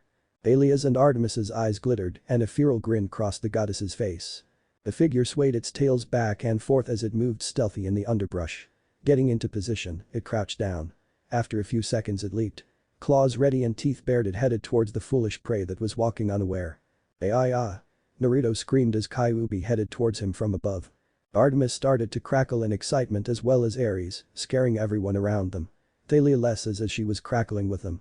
Cailloubi tackled him with a flying hug and the duo went end over end down the path, fighting. Dust flew as the duo rolled towards the green, fighting tooth and nail. "Fight! Fight! Fight!" Ares cheered out. Hera and Zeus groaned as their son got into the fight. "You stupid fox. Smelly ape child." Over and over they argued as they rolled Fraud out of the forest and onto the green. A satyr stepped out of the way looking on as Naruto fought his stuffed fox and losing. Naiko blinked. "He's losing to a stuffed animal." "Calvin loses to his stuffed animal," Apollo pointed out. "Still no idea. That kid has issues," he said as he went on his way towards the stables. Several campers watched as Naruto and his fox fought and rolled head over head though the green. "I will win as I am the most powerful and the best looking fox there is," Cailloubi proclaimed as the duo heading towards the hearth, using one of its tails to sucker hit Naruto in the gut. "I will not lose to a nine-tailed fleabag," Naruto roared as he slugged Cailloubi in the eye. "It's so wonderful seeing friends fight," Ares stated as he wiped a tear from his eye. The other gods and Titan moved about from the happy war god. Frank sank his face into his hands and started to pray in Latin. They rolled past the hearth, ignoring the flash signing the arrival of two goddesses. Hestia and Artemis could only look as Naruto and Cailloubi rolled fought towards hearth. "So like his brother Percy," Renya pointed out as the son of the sea god blushed in shame as his girlfriend agreed with a round of laughter. "That is Naruto?" Artemis asked Hestia as the duo stopped fighting, with the stuffed animal pinning Naruto down, while Naruto choked it with his hands. "Yes," Hestia answered her niece as she looked at the scene with wonder. Naruto, hearing her voice, looked up. "What are you doing? Help me fight this miserable little rugao that hurt." "No, I am not cheating you idiot. What did you say to me?" The two goddesses looked on as the boy and the stuffed animal continued to fight. Having enough, Hestia separated the duo. "It's like dealing with my brothers," the goddess flatly said in resignation. "That is enough. Naruto, you are being rude to your friend." Hestia chilled the boy once she got him and Cailloubi sitting down. "Cailloubi started it," Naruto complained, then glared at the stuffed nine-tailed fox. "Cailloubi is not the one in trouble here Naruto. You are, so you are going to come with me, and Artie here. Artemis glared at the use of her brother's nickname for her, and we are going to have a nice meal. Don't call me that. Taking his silence as acceptance, Hestia started towards the beach, Artemis right behind her.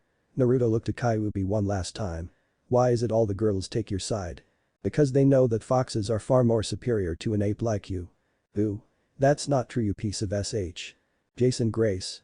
Zeus looked at the book and began his reading, even as his brothers kept making his eyebrow twitch with the whole Sparky name. I will remain calm and will not make sparks.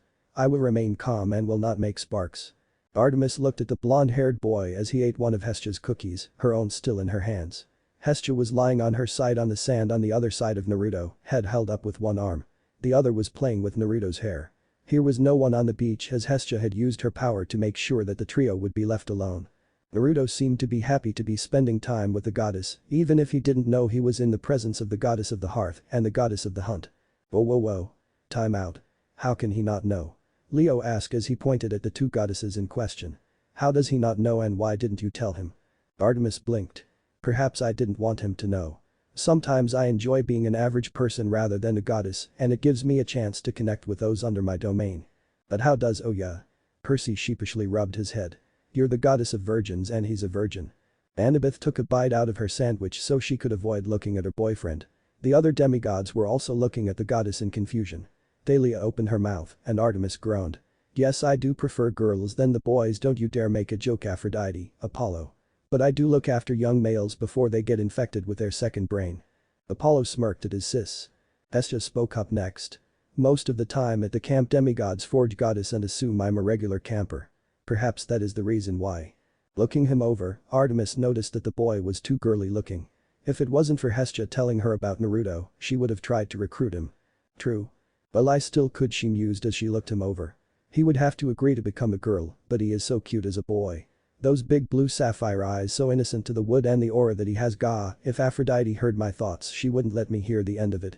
But his whiskers are so cute, I want to touch them. Artemis shivered at the cat that caught the canary look. The love goddess ha plastered on her face. The rest of her fellow goddesses all had smiles or smirks sent to her. Huffing, she crossed her arms. So what if she liked cute things? Reaching out, the goddess of the hunt's hand rubbed Naruto's cheeks. Naruto, not expecting this, let out a purr of pleasure. Oh no. Thalia, Apollo and Zeus groaned together as the goddess of the hunt's eyes glittered. Artemis's and Hestia's eyes widened in surprise. Naruto, realizing that his secret was discovered again, paled as Artemis let out a feminine giggle and grinned brightly as she looked at him with wonder and a teasing look to her eyes. Hestia was also looking at him. However, unlike Artemis, this was a glare of mock anger and hurt. Naruto scampered back as the two goddesses rose up and towered over him. I hate it when they double team up. Apollo muttered under his breath. Naruto, said boy gulped as Hestia's voice rang out. You didn't tell me that you purred. You need to be punished properly. What do you think, Hardy? I agree. He should have shared his little secret. Artemis grinned as she looked down at the scared boy. In fact, he should be glad to let us bet him. I concur with it. The two goddesses bounced on Naruto. Be gentle on Naruto, ladies. I don't think his stamina is ready for tango with one, not even two goddesses at the same time. Hestia's and Artemis's faces went scarlet as everyone laughed at them. Apollo and Athena had to restrain their sister from attempting to kill Aphrodite, even as the goddess offered to give her some advice on how to do the deed. Zeus was pale at the idea of his little girl doing the deed with a mortal. Eris snapped her fingers in front of her husband's face. I think he needs to rest for a bit. Amphitrite, would you like to read? The Queen of the Seas smiled and accepted the book. Hera flashed out, taking her husband to their chambers before flashing back. As soon as she was settled in, Amphitrite continued where they left off. Athena walked through her temple as her mind raced through the information that Hestia gave her and her half-sister. She had heard of Naruto via her daughters, but at the time she ignored them as she was busy with finding the bolt. Now she was curious about the brother of the sea spawned. The gods all groaned as Athena nodded. She wanted to know how having a brother would affect the great prophecy. Grabbing a pad of paper and a pen, she sat down and wrote what Hestia had said about Naruto. Flashback. Flashback? Hyla asked Apollo. Used in literature for recalling an event. Fiction writers use it to tie in events that would otherwise be right in before but didn't due to a multitude of reasons. Athena, Artemis. Hestia spoke as she looked at her fellow virgin goddesses. They were all sitting around Hestia's dining table and Hestia was uneasy. She wanted to make sure that she was on time to see Naruto again today, and it was getting close to the time they were going to meet up. Is something the matter? Artemis looked at her aunt. You were releasing a lot of power, Hestia, and we were sent to make sure that nothing was wrong. Artemis watched as Hestia sighed with relief. No, nothing is wrong, she trailed off as she started to worry about how she was going to explain why she was happy. I shouldn't have to. She stated with a scowl. Athena frowned as Hestia trailed off. Is it about the argument about the bolt? Poseidon's child has been given a quest to find it. I still don't understand why the quest wasn't given to us or to Jason. Reyna said, avoiding the looks Percy and Annabeth sent her. No, it's not about the bolt. Then what? Hestia sighed at Artemis' question. I am happy because I can be. Also, I have taken a liking to one of the campers. Oh? Athena was interested now. Hestia had never really had any interest about any of the campers for over a century now. Who was it? Hazel asked. The goddess hummed in thought. A demigod of Chimapolia, I believe. A good young boy before he died. How did he? Asked Piper.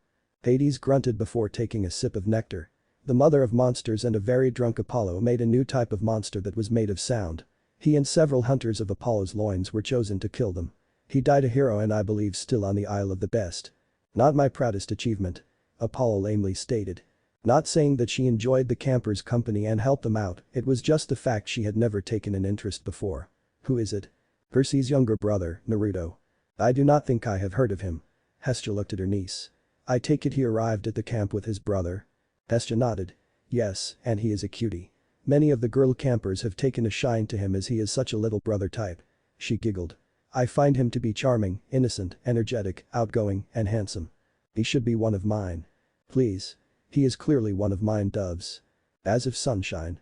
Should we be afraid, Hestia? Or are we going to have only 2 virgin goddesses soon? Hestia threw a pillow that was on the chair next to her at Artemis. Oh shush you. Naruto isn't like that. He is just friendly and if you suggest that again or try to castrate him, I will make you listen to one of Aphrodite's lectures on how to bag a man again. Artemis whimpered in terror. Artemis paled with the threat. Meekly, as Hestia had a dark and evil aura around her, Athena asked, what does he look like? Conjuring an image at the center of the table she showed them. See for yourselves. Then flashback. Athena looked at what she had put down and frowned. Hestia was unclear on who she thought was his godly parent as Naruto displayed skills that supported multiple gods. There was also the fact he was adopted and when she pulled his file from the orphanage, all the papers said was that he was found on the street as a newborn. Hera and Hestia frowned. Which means that he most likely was a child of a goddess or was kidnapped by a monster. Athena looked at the image that she had her daughter send her of Naruto. His blue eyes and blonde hair could be from Hermes, Apollo or herself, but she knew that he was not her child. His whiskers were interesting birthmarks and she toyed with the idea that he was related to Pan. Hermes perked up. But dissipated the thought of it. And down just as quick. One message waiting. Her eyes darted towards the water fountain that she used when conducting IMs. Walking quickly she flicked a coin for the goddess of rainbows. Dionysus' face appeared and the god looked at the goddess. Ah, Athena, got my message I see. Must be important if I called her. You usually don't as you are still stewing over your punishment. And you are banging away with your hammer. Jason blinked in surprise. He had forgotten about the god of the forge and the god of wine. What is it, Dionysus? You aren't one for social calls. Looking at her youngest half-brother with calculating gray eyes, she flicked her hair around her shoulders. I have work to do. Do you know of Peter Johnson's brother, Menma? Dionysus asked. It took her a few moments to figure out who he was talking about. Irritation to the highest order when he does that. Yes. Good. Dionysus gulped down a soda. Burping, he looked at the older goddess. Then I will make this quick. The brat has been asking me about his brother and similar questions about the quest. As we both know, we immortals cannot interfere due to the laws, but to get him to stop, I had to promise him that I would see what I would do. Athena crossed her arms over her chest. So you called me? Why? Because for one you are not anywhere in the west right now, making it unlikely you would be the god that is turned. Dionysus took a sip from the can. Also, you will be able to hold one over your rival if you help his son. Keep talking. Wow, no you don't. I will do what I can on one condition. I'm listening. I want you to spy on Naruto for me. Dionysus's eyes narrowed and he leaned back. Why? Athena looked at Dionysus in the eyes and said nothing. Dionysus backed down by looking away. Fine, I will report to you weekly about the brat if you can give aid to his brother, Grover, and your daughter. Agreed. Agreed. So we get help from your mom now. Am I going to die in this so soon? Percy asked with a dry throat to his girlfriend. She slapped him on the head. Cailloubi rested in the middle of the Hermes cabin under the window. Cailloubi enjoyed the spot as the sunlight hit just right. When the cabin was empty it was rather cozy, if not cluttered. Hearing a noise in one of the corners of the room, Cailloubi jumped up to the rafters and stealthily went over to the area. "Are you sure about this? If the gods found out," a boy's voice. Ares blinked and grinned as the god slowly looked at Hermes, who was sweating bullets. "Why should you care? They have done nothing for us, and with the Titans rising, we have the chance to overthrow them and start a new age." Another boy's voice. "You're right. My father won't ever claim me. Even if he the god of..." "Really, Hermes? In your own cabin and you didn't even notice?" Apollo dryly asked his brother. "Wah, come on, wait, I think I need to feed George and Martha." "Bye," Hermes said as he flashed out. "I left Zeus no later," Hades uttered as he summoned the Furies to go after Hermes. "Don't use his title. That god is a pawn right now," a bit unknowingly. "The only godly immortals you can trust right now are several of the minor ones. If you are with us, meet us at Cailloubi." Sneezed. "Is someone there? Search the cabin. Find whoever it was and bring them to me. I will use my power to make them forget if they are on the god side. If they are against them, it is no importance as the secret will be safe." A girl's voice rang out. "So we had a mind wiper in the camp on the side of the Titans. Wonderful." Thalia wasn't happy with that bit of info. Several footsteps were heard and Cailloubi ducked into the shadows. "Why aren't we going to kill whoever it is? Because that would bring the attention of the traveler to us. If blood was drawn in his cabin, the whole rebellion would be in jeopardy. That would do it for the male boy. And make my job harder to do. I hate doing the paperwork for all the finances and legal fees," complained Dionysus. Cailloubi's eyes widened as it felt itself fall. A girl walked over to it and picked it up. "Isn't this Naruto's stuffed animal?" The boys growled at his name. "Yeah, that's his. That girly boy is outright doing something. Why you girls seem to like him is beyond me. Slap, Naruto is a better boy than you, Jerry. He has manners and is going to become a hot eye when he grows up. Son of Demeter." The demigods who knew of him didn't glance at the upset goddess. "TSK.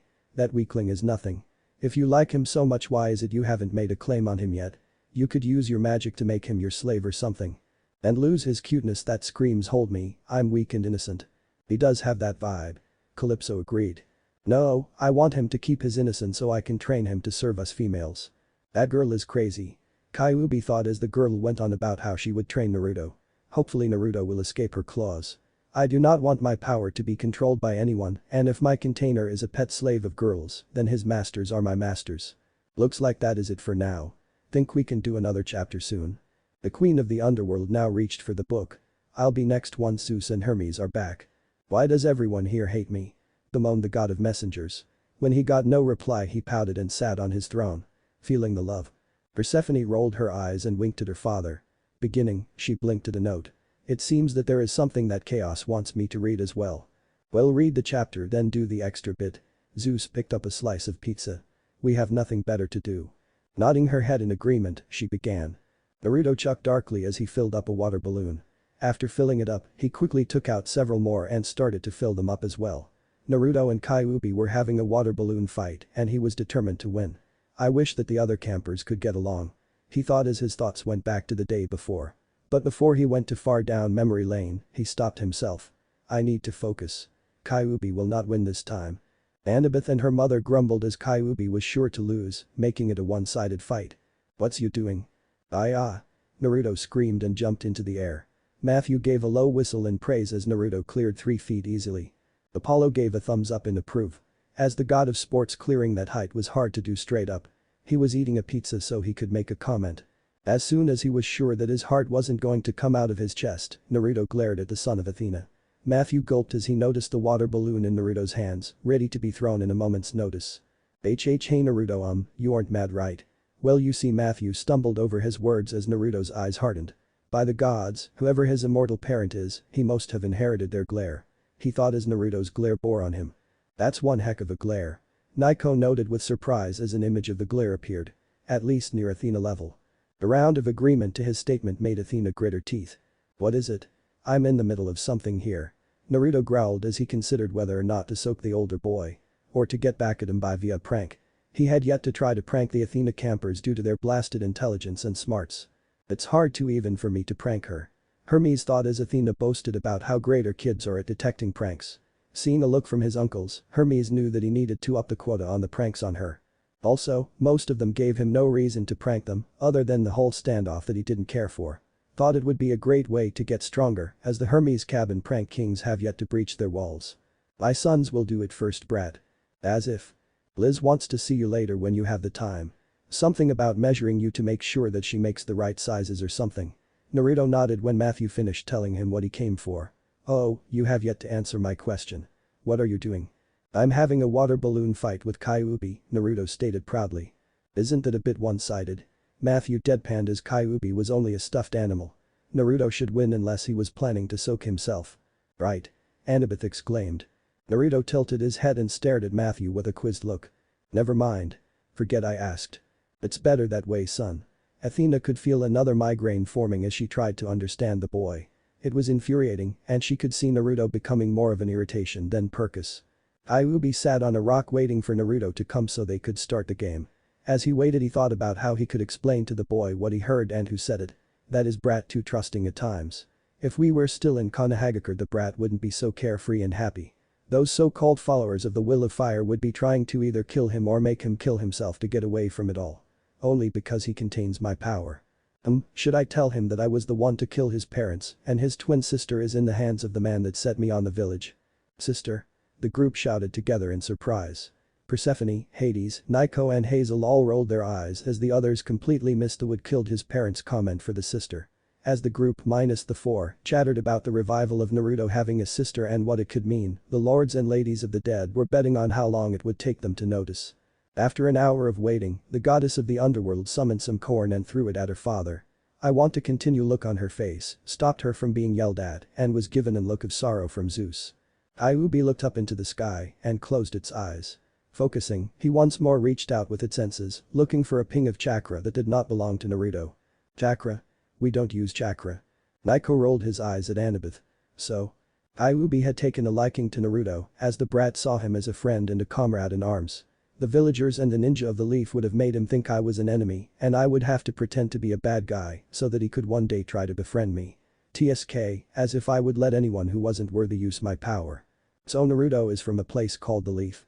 What kind of fucked up name of a village is that? Ares asked as he rolled his eyes. I think it is a wonderful name of a town, Ares. Says the old lady that uses corn for Ares was cut off by several cornstalks beating him up by a red-faced Demeter. Cailloubi stopped searching when he felt Naruto heading towards him. Cailloubi and I's sweat dropped as it saw that Naruto had taken the liberty to use his time to make extra water balloons. Hehehe. You're in trouble now, Cailloubi. Hehehe. Naruto darkly chuckled as he stood in front of his nine-tailed friend. Well, you have just one water balloon, I have three. I'm a walking arsenal of hydro weaponry. Haha. I can see the fear in your eyes. You realize that I can get you 3 times wetter than you can get me. Throw your balloon and your utter sogginess is assured. I, on the hand, can act with impunity. With 3 water balloons I fear nothing. Hyla rolled her eyes as she leaned back. Is the monologue necessary? Yes. Ares and Apollo answered with Zeus nodding his head. Continuing, Apollo put on a suit a teacher would wear in a collage back in the 50s. You see, Amano ow. Artemis smirked as she put down her bow. Cailloubi tossed a water balloon in its hands toward Naruto. Catch. Hey. Don't. My arms are full. Naruto screamed as the balloon headed straight for him. Naruto tried to juggle the 4 water balloons as he tried to get them back into control. Oh no. Sploosh. Hiss. Splash. Whoo. Cailloubi walked away whistling a tune that it heard. Hyper shook her head. He should have thought of that. I know, giggled Hazel. But this is Percy's brother we're talking about here. The girls gigged together even harder with Percy started brooding. I'm not that dumb. Naruto sat in the middle of a puddle, soaked. We superpowers have it tough. He complained as sat there. Cailloubi called out to him from afar. Maybe you should stock up on brains instead. Naruto raced after his friend, intending to maim the 9-tailed fox, while said fox raced away laughing. Bronze is better. Called out Ares with Hephaestus idly nodding. What? Athena roared scandalized. Brains is far better. If you can't defend yourself you're dead even if you have the smarts. Athena changed color at Ares' comment. Well, having a plan will keep you alive longer. Not true. Is too. Is not. Is too. Is not. Apollo tell him her that I'm right. I am staying out of this. A pale Apollo said as he looked between his 2 siblings of war. Both gods turned towards each other and growled. Be glad he didn't side with me, bird turd. Be silent, Neanderthal. Hey Naruto, what happened to you? Liz asked as she looked at the soaked form Naruto, who she had met by the door of the Hermes cabin. Luke was holding his balls and on the floor of the cabin for some reason that Naruto could not figure out. Hermes winced as Athena grinned. Artemis was cheering and yelling out encouragements along with Thalia. Naruto gave her no reply and she sighed. In any case, why don't you go get your swim trunks on? We're having a barbecue for lunch today later.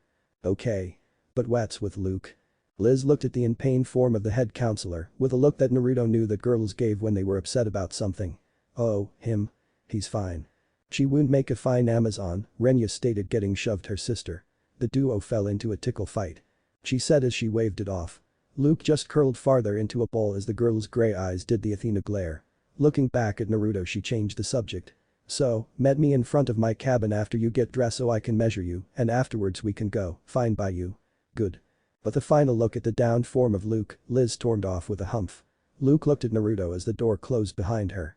Is she gone? Yeah, why? What happened? Kid, let me tell you something that I learned after all my years of my mortal life. Never ever, ever, get on a female's bad side. Huh? Let's leave it at that. Can you run and get me an ice pack, Ethan?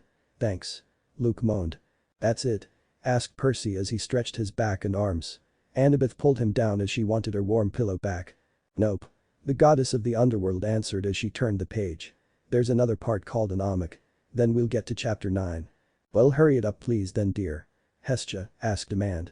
When all eyes turned towards her she blushed. What? I enjoy a good story and I want to hear more. Aphrodite's Revenge Part 1.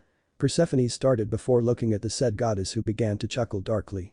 Aphrodite's fingers tapped the armrest of her chair as she stared at the image of a young blonde-haired boy.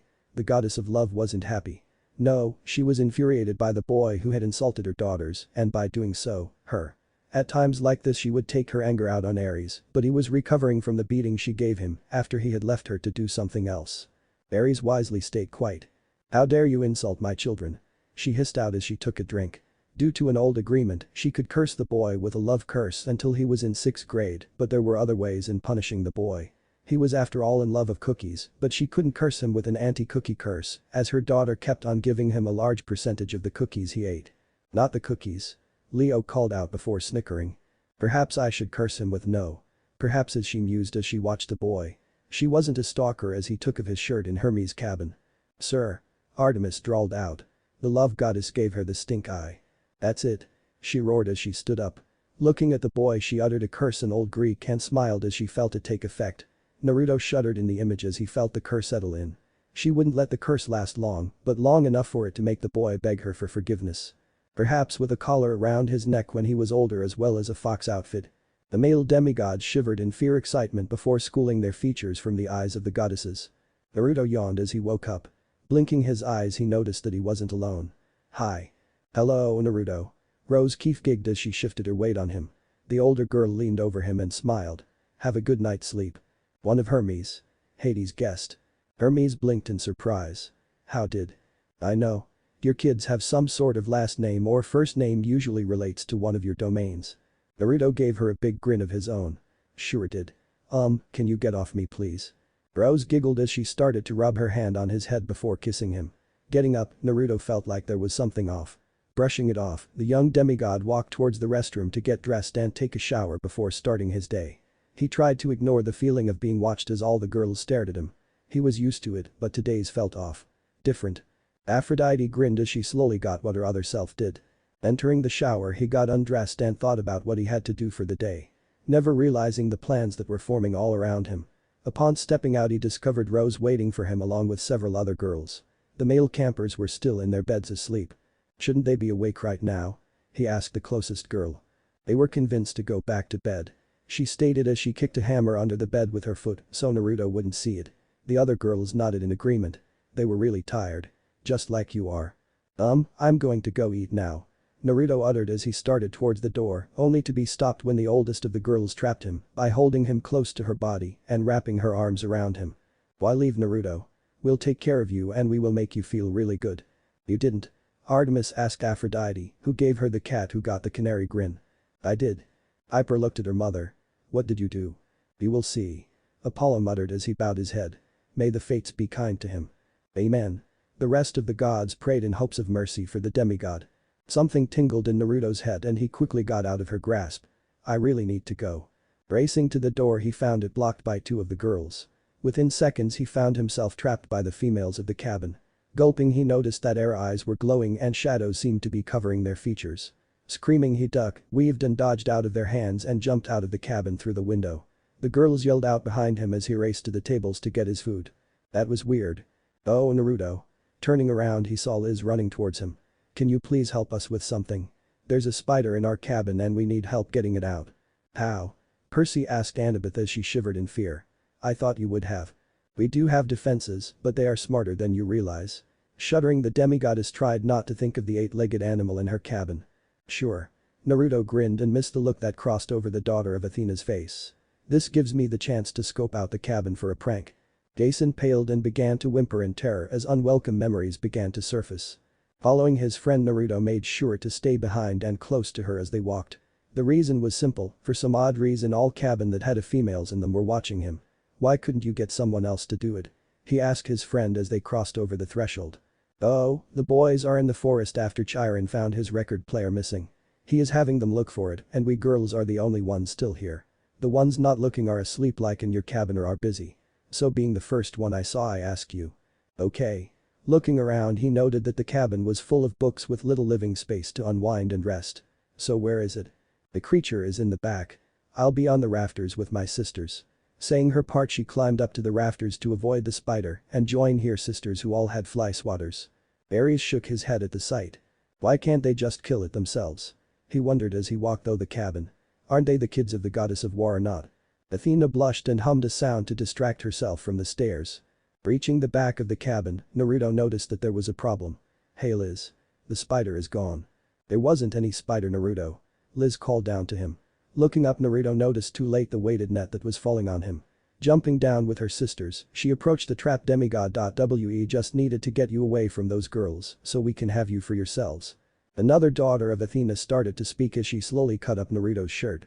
We are after all your true fans Naruto. Now that you are in our grasp, no one can claim their hands on the future Adonis. Naruto paled as the girls descended on him like a pack of zombies. He had one thought only that came from Cailloubi's stories of a creature far more terrifying than the father of monsters. Monsters that could end a person's life once they got their claws on their target. Fangirls. Jason rocked on his back sucking his thumb as he recalled his first encounter with fangirls in New Rome. Leo also was shivering along with these who went to get the bronze sheet from the Heart of Nature spirit fangirls. Apollo and Hermes were also shivering in fear as the rest of their family. The goddess of love crackled as Naruto screamed in terror as the rabid fangirls fell onto him. Suffer my wrath Naruto Jackson. She crowed as he raced out of the cabin in only his underpants, the rapid fangirls following him. Suffer. Someone get her to shut up. Athena growled as the goddess of love kept on laughing darkly.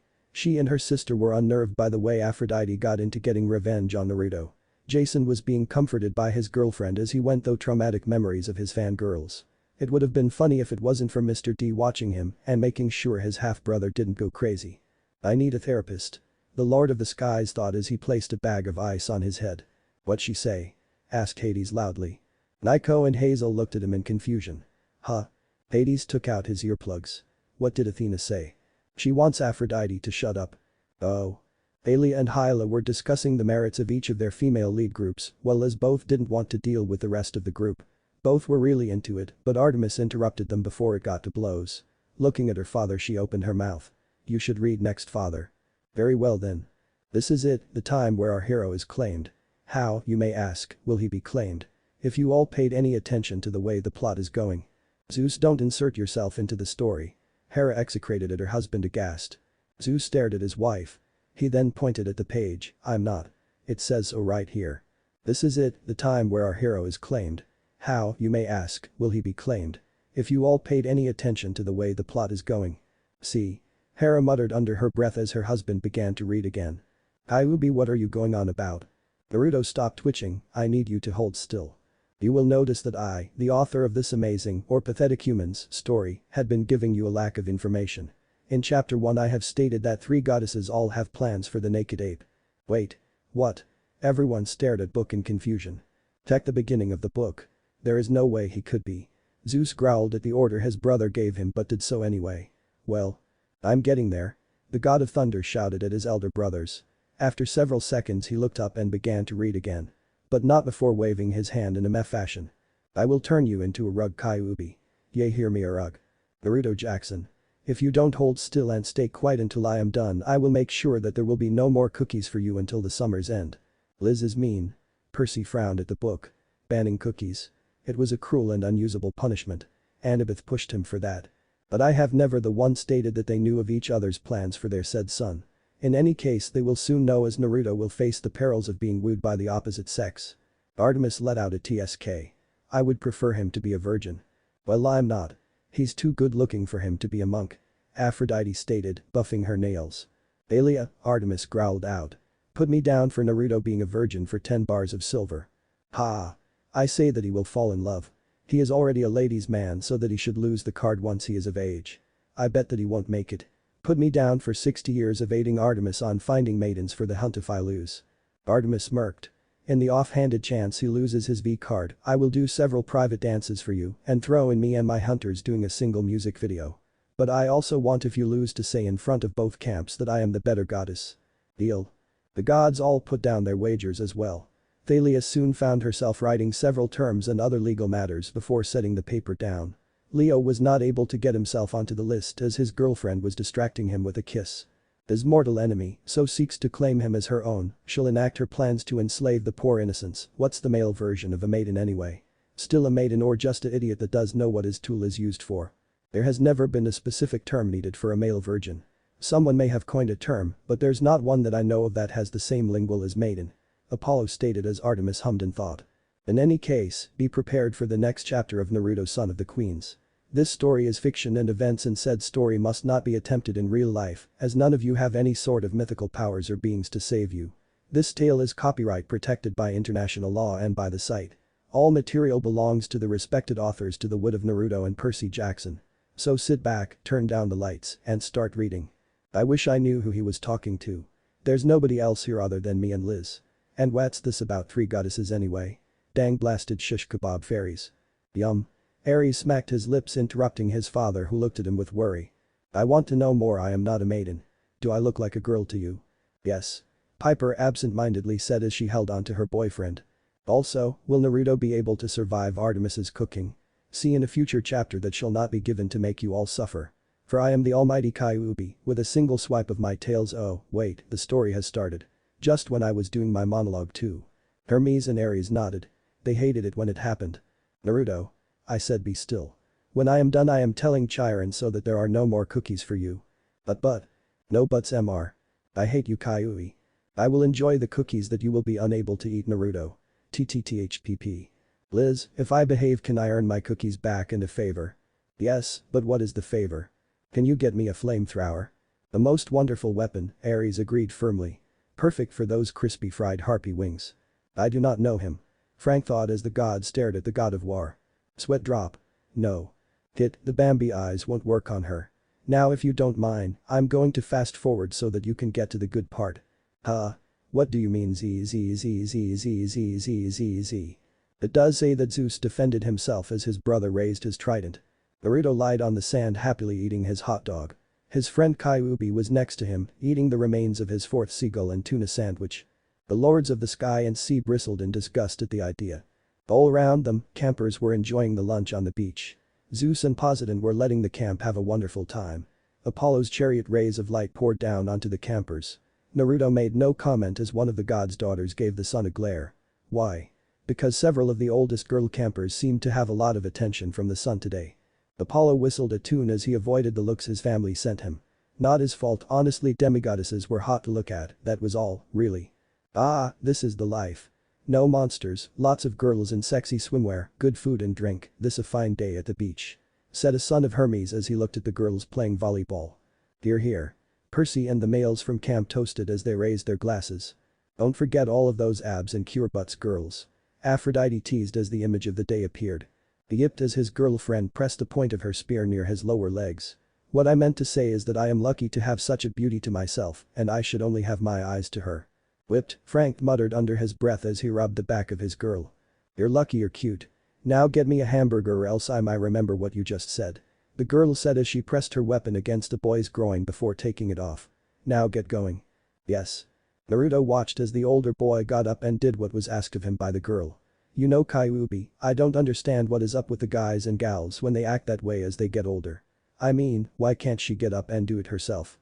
The girls snickered and rolled their eyes, then shot their others a look that dared them to agree with Naruto. Only Percy was dumb enough to open his mouth. I always wondered that myself. Why can't? Annabeth paid no attention the look sent by their fellow demigod as she put away the encyclopedia that she used to brain her boyfriend. SHH, I'm resting here, Brad. You will understand when you get to your teens and out of your innocent stage of life. For now, reap the rewards of being young. Naruto frowned and looked at his friend. For a so-called super-powered fox you are super lazy. Why wouldn't you tell me? And ruin the surprise that will greet you? Well, if I tell him a bit, it would possibly make it harder for that girl to enslave him. Or it could backfire. Then again, this is Naruto Jackson I am talking about. So super dense or dumb? Calypso asked. I think dense is a better term, dear. Demeter uttered before drinking the milk from her cereal bowl. I want to know. Know what Naru? Naruto turned his head around and up to look into the shining golden brown eyes of Mackenzie. Her deep raven locks tumbled down her back and side of her head with a memorizing pattern. Her lips curled into a sweet smile as she looked Naruto over. Her hand raised up and moved some of her hair behind her ear and she leaned forward towards Naruto. You can ask me if you want. I don't think Cailloubi is interested to tell you the answers that you seek. The god of wine blinked his eyes in frustration. Is that fox even alive or not? It's giving me a bigger headache than Leono ever did. Cailloubi's eyes narrowed at the girl as Naruto repeated his question and Cailloubi's answer to her. She raised a manicured fingernail to her chin and gave Naruto a look. Cailloubi's right, Naruto, about you being too young. However, I could tell you at a later date if you want. Is that okay with you? Pinky promise? Naruto asked, his face covered by her shadow. I promise. She raised her other hand and connected her pinky with Naruto's. Giving Naruto a wink she asked, can you help me with something? Sure, what is it? I need someone to put sunscreen on my back. Can you help? Dude got more game than anyone here. Naiko flatly pointed out. At the clearing sound of his father's throat he continued. Of us campers. Naruto nodded and Mackenzie smiled. Takes Naruto. Give me a moment to grab my towel and the sunscreen, K. Kit, be careful of her. Why Cailloubi? She's nice, even if her father is Thane in death. Hades blinked in dull surprise, it had been some time since the last one. Cailloubi slapped its face with one of its tails and groaned. That's not it, Brad. The group that she's a part of, I think, no I know, that they are a part of something. Something big is going to happen, Naruto, and you need to keep your guard up. Before Cailloubi could continue, Mackenzie returned with the items in hand. Putting down her towel, she handed Naruto the sunscreen and lied down on her towel. Make sure you get everywhere Naru, I don't want a sunburn today, thank you. For all you readers out there, I am afraid that I, Cailloubi, will leave what happens left to your imagination. Naruto harder. It feels so good. Yes, feel that big thick piece of man meat work, it's magic GIRL. Mother. Honesty dear, you should get one yourself. A good massage is what you need after dealing with the giants. Unless you are feeling frustrated in other ways. Jason fainted with Piper's mopper's remark as Piper herself went beet red. Oh Mackenzie, what's going on? Oh. Naruto's giving you a back rub and doing you sunscreen.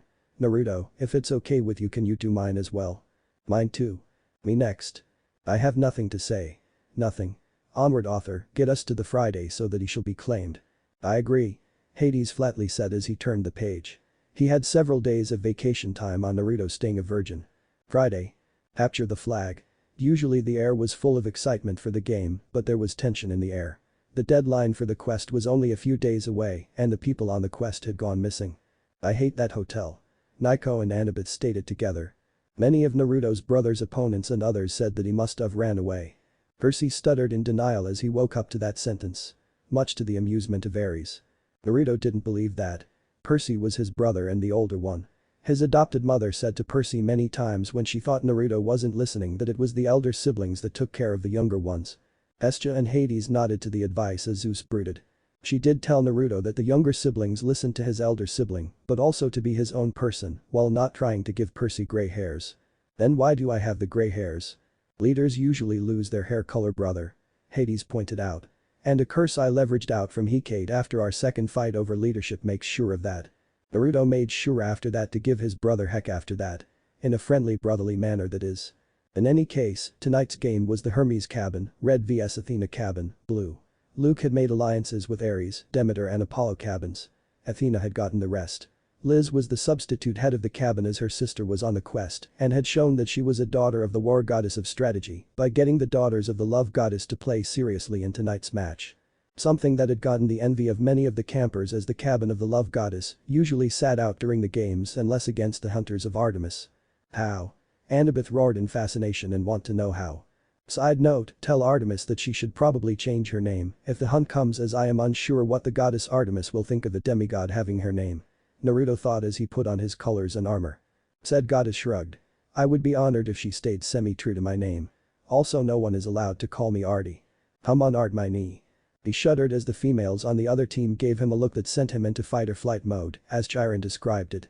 The girls that he helped at the beach also had pink to their cheeks and only increased as Naruto asked if they were okay. The guys were either amused by this or upset, much to Naruto's confusion. He chalked it up as something that older kids cared about and something he would learn when he got older. Percy Dents? Hazel asked Annabeth. Percy Dents? Okay, listen up. Here's the deal. Liz is the enemy leader in this and knows how all the cabins work together the best. If we are to win, we will need to hit hard, fast, and silent. Ares and Apollo cabins. Make teams of 4 with 2 members each in each squad. The leftovers will be the outer guards for the flag. The Scrolls and Demeter cabin will line the border with traps or poison ivy. I want the opposing team to come at us from head on, fresh or tired and not thinking straight if from the sides. Hermes' cabin will be here, between our flag and the border. Their job is to be the force that Liz thinks is going to invade her territory. Luke said as he gave the team strategy. That is a sound one. Athena nodded in agreement to it. Renya and Frank took out notepads. It was a good idea to learn and update training events for the camp after all. But Luke, Anor's camper, spoke. Who's going to get the flag? Simple. We need someone small, light on their feet, and can blend in. As one, the camper's eyes turned towards Naruto, who was in the middle of yet another fight with his stuffed fox. Everyone in Im's sweat dropped at the sight. Luke's sweat dropped at the scene, and the members of the blue team, minus Naruto, gave Luke a look that screamed, really? Clearing his throat, Luke got Naruto's attention. Okay kid, here's your part. An Athena camper walked along the border of the creek, bored. He was near tired and annoyed as he'd rather be part of the counterforce that his sister made. If he was paying any attention to his surroundings, the camper would have noticed the ripples coming from the creek. Alas, he did not notice as he was too deep in his thoughts. Wailing towards the water, he looked around. Seeing nothing, he turned to start the other way. Before he could react, a hand covered his face and he and his assailant fell back into the creek without a sound. Ares grinned and summoned some popcorn. His brothers as well as his uncles also did so, but also made sure to pass some off to the demigods. After several minutes passed, Naruto rose out of the water and hightailed it up a tree. The Athena camper was knocked out, tied up on the bottom of the creek bed with a nymph that called the creek home guarding him. It was a nice trade. She guards the camper while Naruto promised to brush her hair sometime after the game. I could never get her to help, Percy pouted. She's a bitch most of the time from what the satyrs tell me. Then there was the time she threw several mud pies. The Queen of the Seas smiled. She knew that her niece was a prankster at heart and even enjoyed teasing demigods. That was why she was at the camp, as she was too playful and fun-loving to be anywhere else. She summed it up to the influence of the camp. His eyes narrowed as he raced across the treetops with Cailloubi leading the way, as the fox had better night vision. Wait. Naruto and Cailloubi stopped as a patrol of campers sent by under them. 3 campers. All sons of Aphrodite. Take out the rear member first and I will take the leading one. Leave the middle one for last. Athena and Ares nodded. It was a sound military tactic as it would create fear from the remainder as he or she looked for whoever was there. Cailloubi raced down in silence, stalked towards the front of the patrol. Naruto took out a buggy cord and wrapped it around his legs and a strong tree branch. After waiting a few long seconds, Cailloubi gave the signal. Naruto dropped and wrapped his arms around the camper he targeted, knocking him out in the process. The cord pulled him and the camper up fast and quietly. The other campers noticed when they didn't hear their brother's footfalls. As soon as the duo turned around, Cailloubi jumped and in one swift move, knocked out the leader. Using the force and angle of the blow, both the camper and Cailloubi rolled into the underbush. That fox must be magical. No other way around it. Summed up Apollo as he took another handful of popcorn. The other gods nodded their heads. The last son of Aphrodite became very uneasy and confused. He had just lost his brothers in a manner that terrified him. Before he could call out an alarm, a pair of hands reached out from below him from the earth and pulled him down. A blur of orange was all he could see before he was knocked out. Ares cheered. It was just like the commandos during the Gulf War. That was too close, Cailloubi. If it wasn't for all those books on Ninja and Call of Duty, I think that this would be harder. Naruto hissed to his friend as they went back into the trees, heading for the flag. That is why we need to move, brat. The flag is close, however I smell several traps and several hidden guards. Let's swing to the left and come around from behind so that as soon as you grab the flag, it will be a straight line back to the border. Okay. Luke bit back a swear as the blue team's forces pushed deeper into the Reds' territory. Liz really was showing her stuff as she had forced her way around the corner of the border and assaulted the red team in complete and utter vengeance.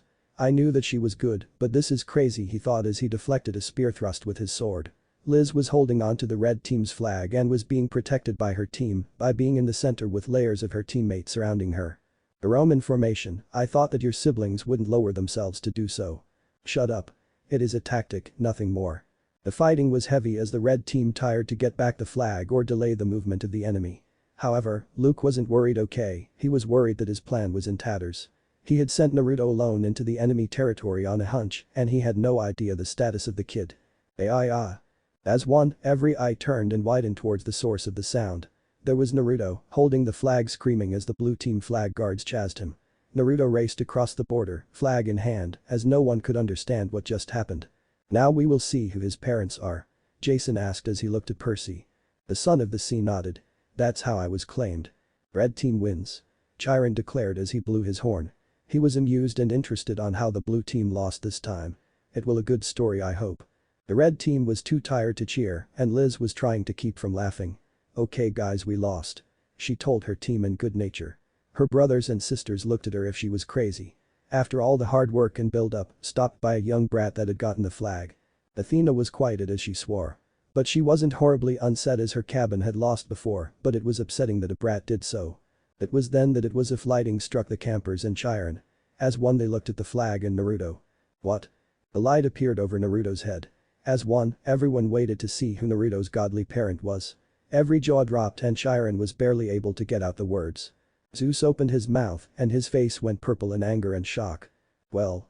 Asked his family as the gods shook the book. All hail Naruto, son of Hera, Persephone, and Amphitrite. Hail the son of the queens. Dead. Silence.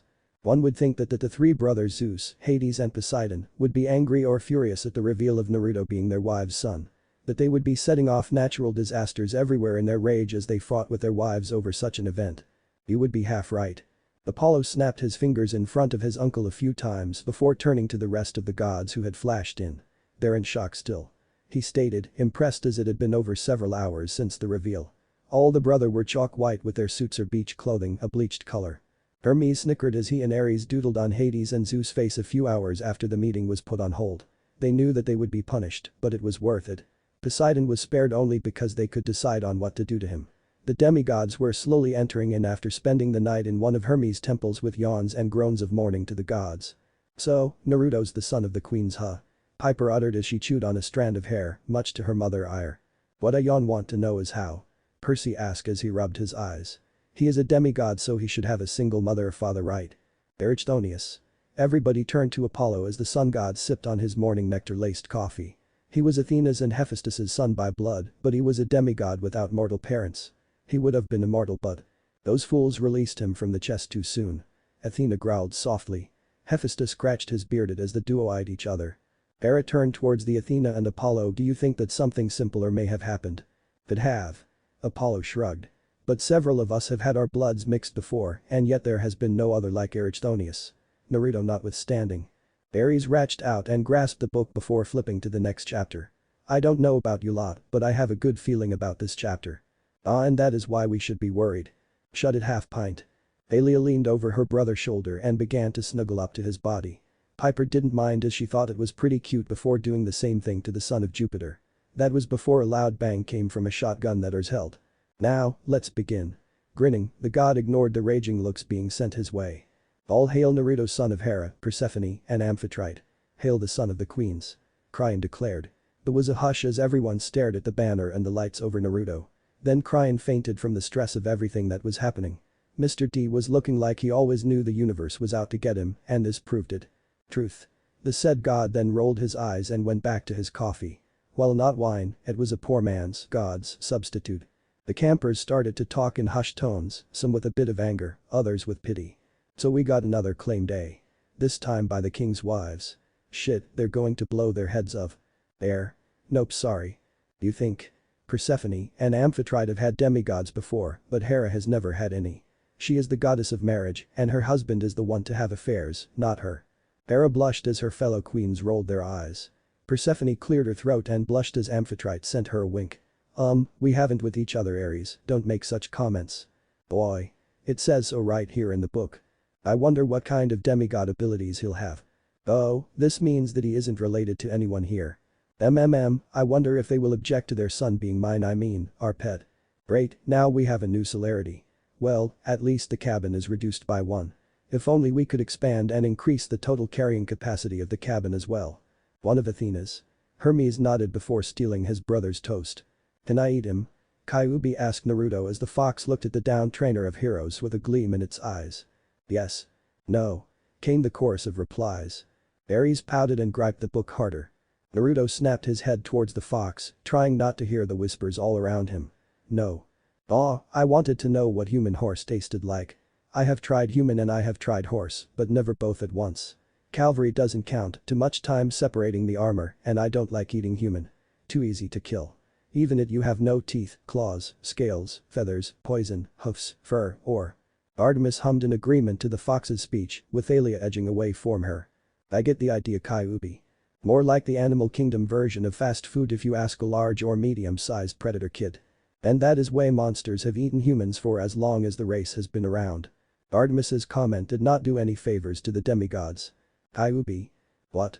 Asked the fox, acting like it hadn't heard Naruto until now.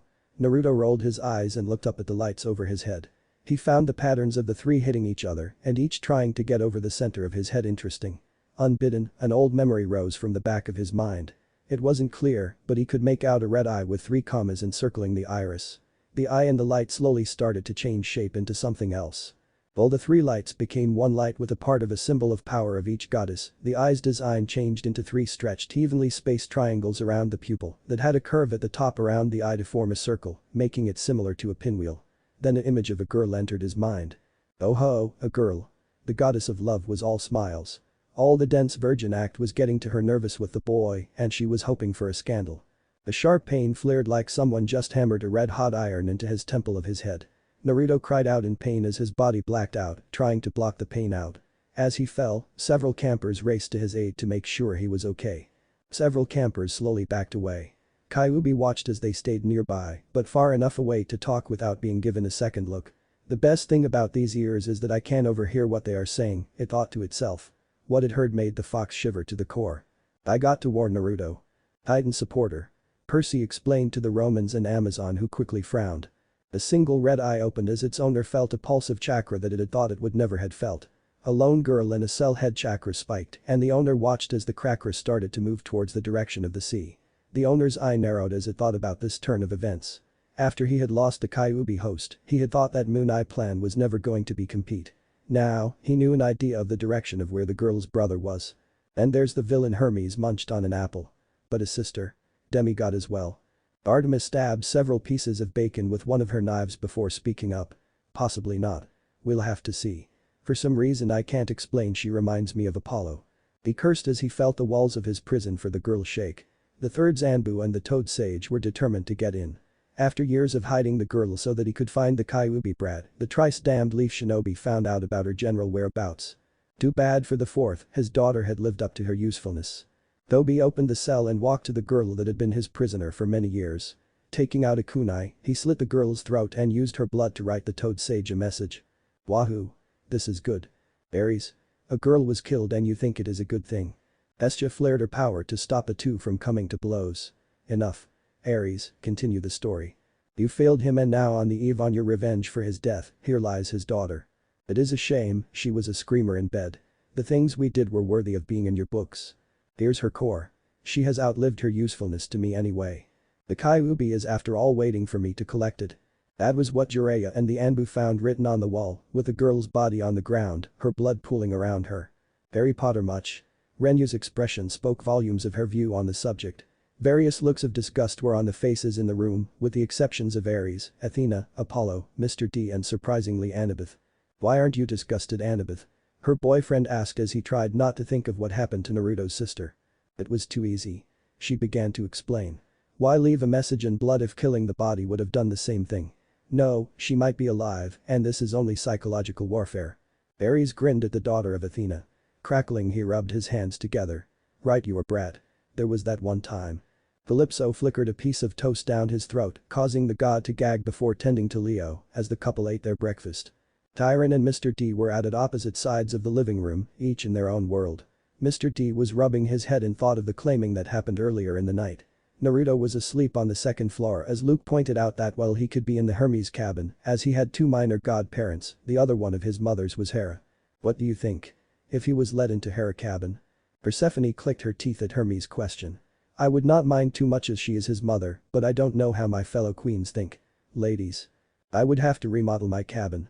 Hera stated in a flat tone of voice. Unlike my husband with his children, Naruto should not sleep in an alcove. Amphitrite crossed her arms in thought. He could bunk with my cousins in the lake. Artemis frowned at the idea, while Aphrodite grinned. With Naruto's record with females so far, that arrangement would most likely end up casting him to lose his virginity, thus letting the goddess of love win the bet. No, we don't even know if he can breathe underwater yet. Persephone reminded her as she watched her mother. In fact, why shouldn't he just live in Hera's cabin, but in a room that represents us all? Why don't we wait and see what our counterparts do? Tyron was in his wheelchair, not trusting his legs to work. This is bad. This is bad. This is bad, the trainer of heroes chanted like he was possessed or in a trance. If this was any other time, Mr. D would have rubbed it in the older immortal's face. Click, I'm going to use that as my new screensaver for the next few hundred years. The god explained as he set down his phone with Hermes following. However, it was getting annoying. Mr. D's thoughts went back towards Naruto's claiming. Persephone and Amphitrite have had demigods before, but Persephone had kids during her time away from Hades with Demeter's influence. Demeter blushed a crimson red. I like grandchildren. And Amphitrite had them usually if she fell for a young stud that treated her like a jewel and after a major argument with her husband. Then why isn't there a step-sibling living of yours, Percus? Simple, I castrated my husband with his trident and I didn't feel the need. He was stupid enough to let me take it, and the sex after I was done was amazing. Their fellow goddesses and Titan who have had sex with a cheating immortal grinned as the males all paled.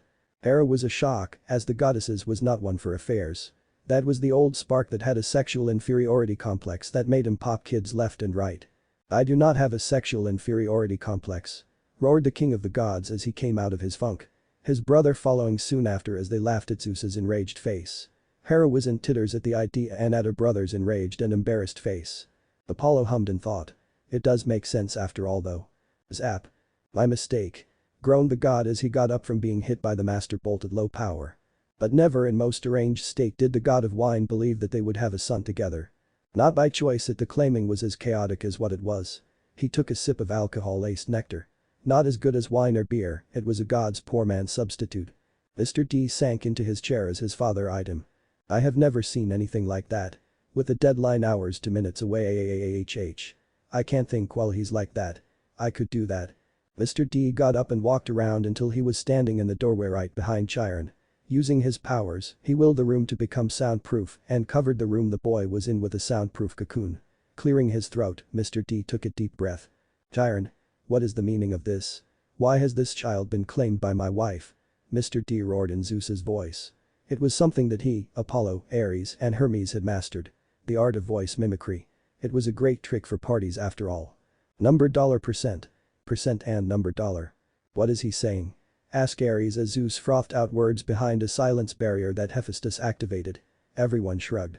Prion screamed loud enough to wake the dead and flew straight up through the ceiling into the second story. He came back down with a crash. He quickly got up and turned to see Dionysus rolling on the floor, laughing at the centaur's expense. Eyebrow twitching, the centaur coughed to get the god's attention. Do you mind? We are at a break of a war between the gods and you are playing party tricks. He roared. It's all a bit of fun, Chiron. Mr. D took a sip of his drink. And it got you out of that funk you were in. There's nothing to worry about. Nothing to worry about. Chiron roared into the god's face. They took a step back as Chiron's anger and fear started to seep into every corner of the room. See here, nephew, well, you are a true immortal and have to follow the rules. I have a responsibility to these children.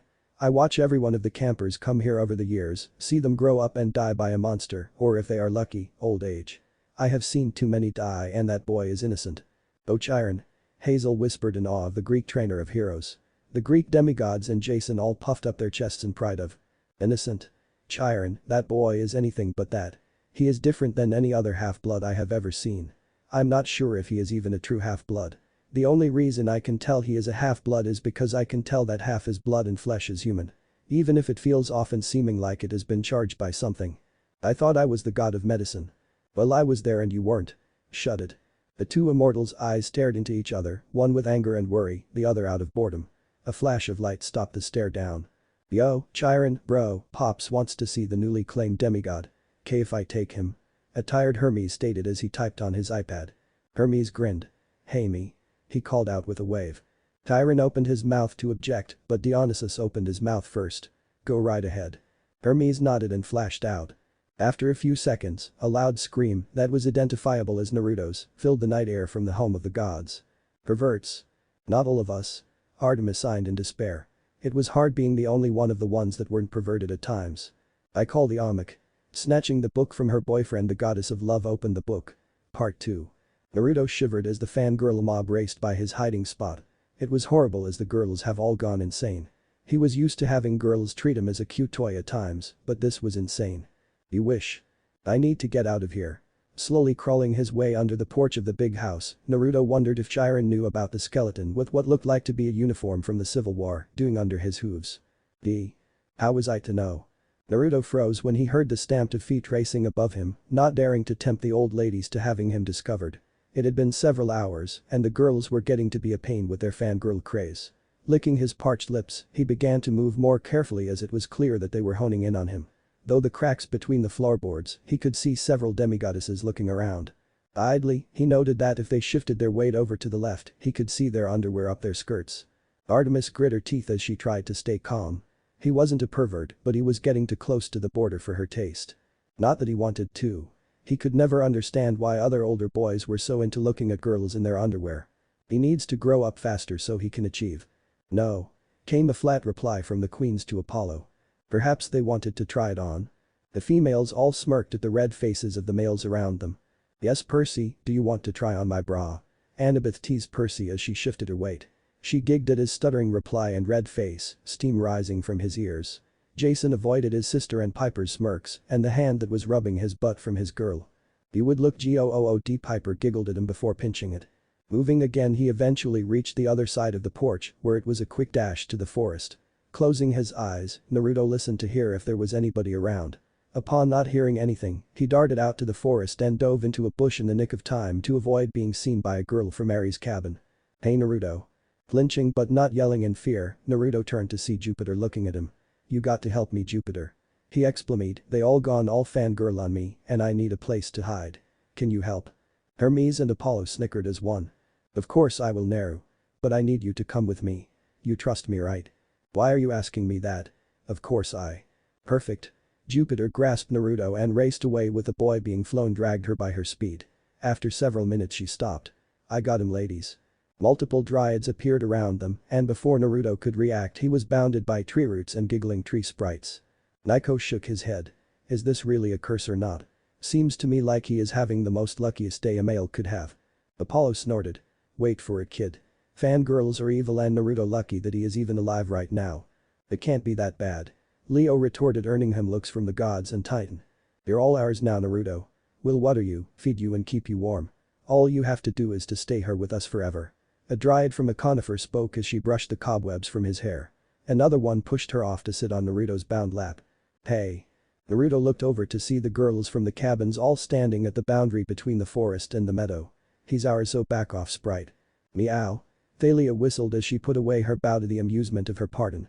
"He is in our forest, Demehuman. He is ours by conquest, finders keepers and all that sort of shit. Well, we saw him first. We should have first dibs on him."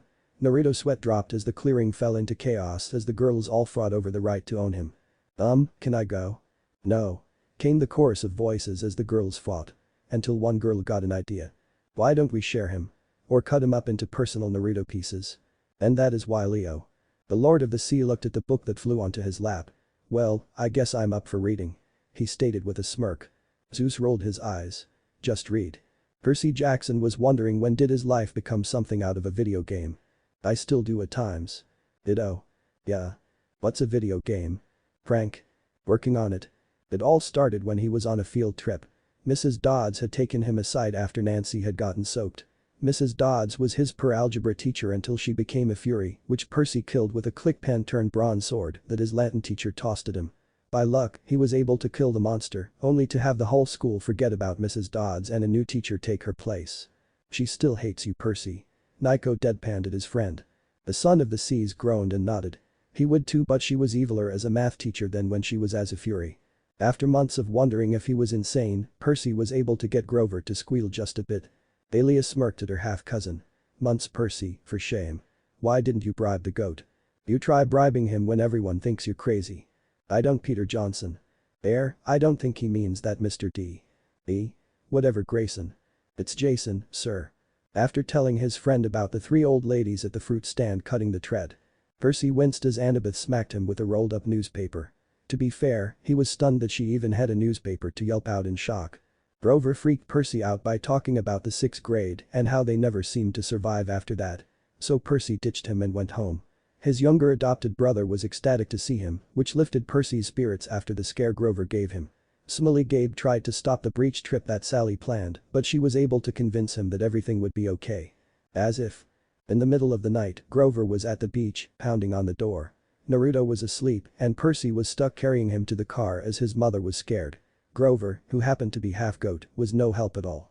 Then, of course, some egoistical airhead. Ozodin cleared his throat to distract his brother from blasting Percy, much to the amusement of Hades. "Yes, Percy, Zeus is an airhead." "Hades, I'm winning you. Aren't you usually up here in the clouds?" "Yes, but that's not the point." "Thus, airhead." That spent too much time thinking about his two favorite tools. "I do not. I can name 100 in." Sound of Apollo being smacked by his sister with a peasant. "Thank you, Artemis." Where did she get the peasant? Apollo wondered, as did the rest of the family. Then to think logically blamed him and or Naruto as thieves for stealing his boomstick. No, not that one, as Hera would have mixed feeling if that stick went bye-bye. Hera's blush and look of indecision made Zeus pale. Moving on. Soon after the quest began, the bus blew up, leaving the group on foot. And thanks to his stomach and Annabeth's, instead of being fed, they almost became monster chow to Medusa. To be fair, her cooking is really good. "The better to fatten you up, my dear," Hazel stated like she was narrating from the Red Riding Hood book, causing the group to laugh. They were able to get tickets for turning a dog in that had a pink bow, only to hear the lady calling for it to come back as it ran away as soon as they were out of sight, but not up of earshot. "It reproduced," Artemis whispered in terror as she began to rock in her chair. She recovered and snapped her head to glare at Ares and Apollo. "You two promised me it would not reproduce." "Perhaps it had a sibling." Number $$ and $% and. "Dude, even I know that wasn't the wisest thing to say to her," Ares said as he watched Artemis try to strangle her twin. Athena, meanwhile, looked sick at the idea of Ares being wise. Annabeth was excited to see the arch, spewing out every fact and detail that she had in her memory to Percy and Grover as they rode up the elevator to the top. She blushed at the smirk sent her way.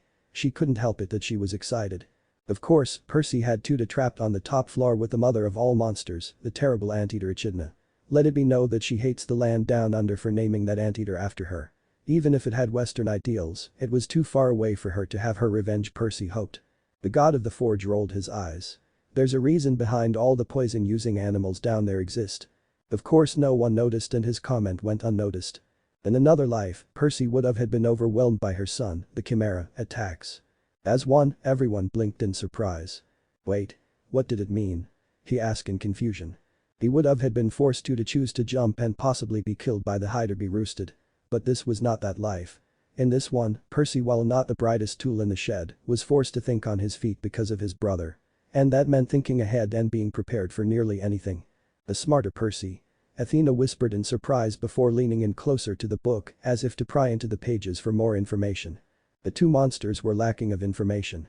After all, he was a fresh demigod that was barely trained, that did poorly in school. They thought nothing of the spheres that he rolled around on the floor. Until he asked them if they knew what happens when sodium and potassium got wet. Members of the alkali metals family, sodium and potassium, react violently with water, releasing a large amount of energy due to the tearing of electrons from the hydrogen-oxygen bonds. Percy ratted avidly before blinking. "Okay, that was weird. Did Percy say something smart?" Demeter asked, much to the irradiation of her brother. He did. Percy jumped as Athena appeared in front of him and grasped his head, turning it side to side. "But how?" "Apollo." How am I supposed to know? Athena hummed in thought. When this chapter is over you're coming with me, Percy. We're going to run a few tests. Annabeth, would you be a dear and help your mother out? Annabeth beamed at the idea of spending time with her mother doing a project, while Percy darkened. He hated tests. They were blown away with the fact that when wet, they react violently when gotten wet. Mixed with celestial bronze dust that he collected from forges at camp, Percy was able to mix the bronze, sodium and potassium dust together in a manner that if it got wet at all, the resulting explosion would injure, blind, and cripple monsters' senses momentary. Clever. Leo commented as he took a sip of juice. The chances of killing a monster was low, but Percy was hoping to change that with a later batch. Percy was able to thrust his sword through the head of the chimera, thus killing it while it was stunned. He was forced to flee by jumping out the hole in the wall to escape its mother's rage for him killing her son and burning of the side of her face. Ozodin beamed with pride before deflating. His Percy wasn't able to do so, but at least the other one did. Percy was ecstatic that the mother of monsters was hurt by his counterpart.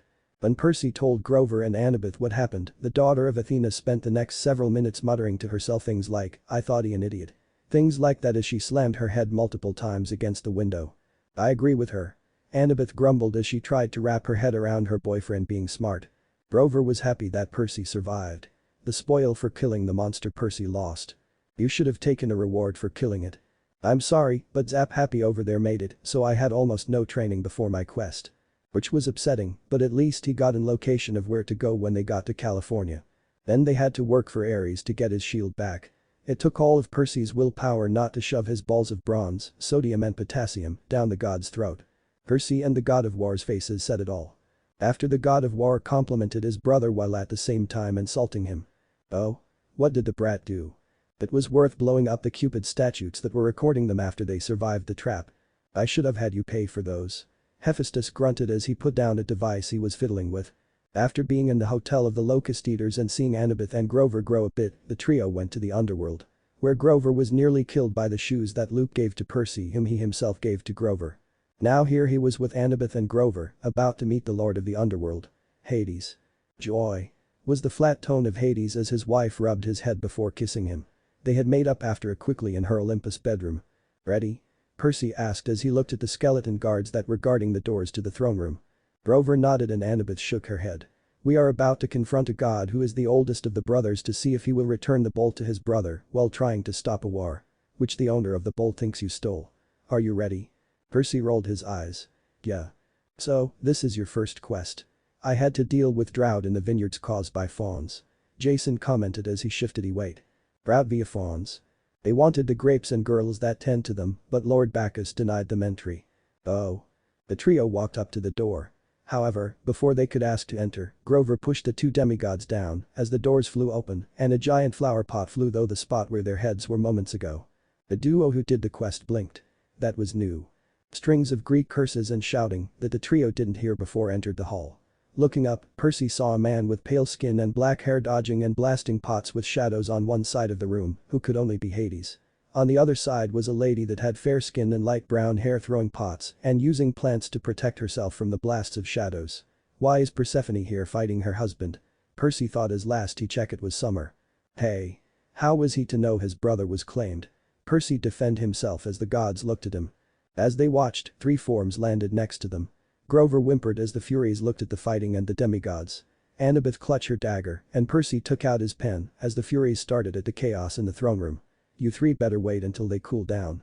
One of the Furies spoke as she used her whip to block a blast of shadow that came towards the group. "But we need to see," Annabeth began before being cut off. "Listen, demigod. Those two have been at it since Friday night, ever since the spawn of the sea here brother got claimed." Percy looked at the Fury. "Naruto was claimed." "Who claimed him?" The Furies looked at him. The one who had yet to speak turned into Ms. Dodds. "Percy Jackson, the reason that those two are fighting is because of you brother." Grover's and Annabeth's eyes widened.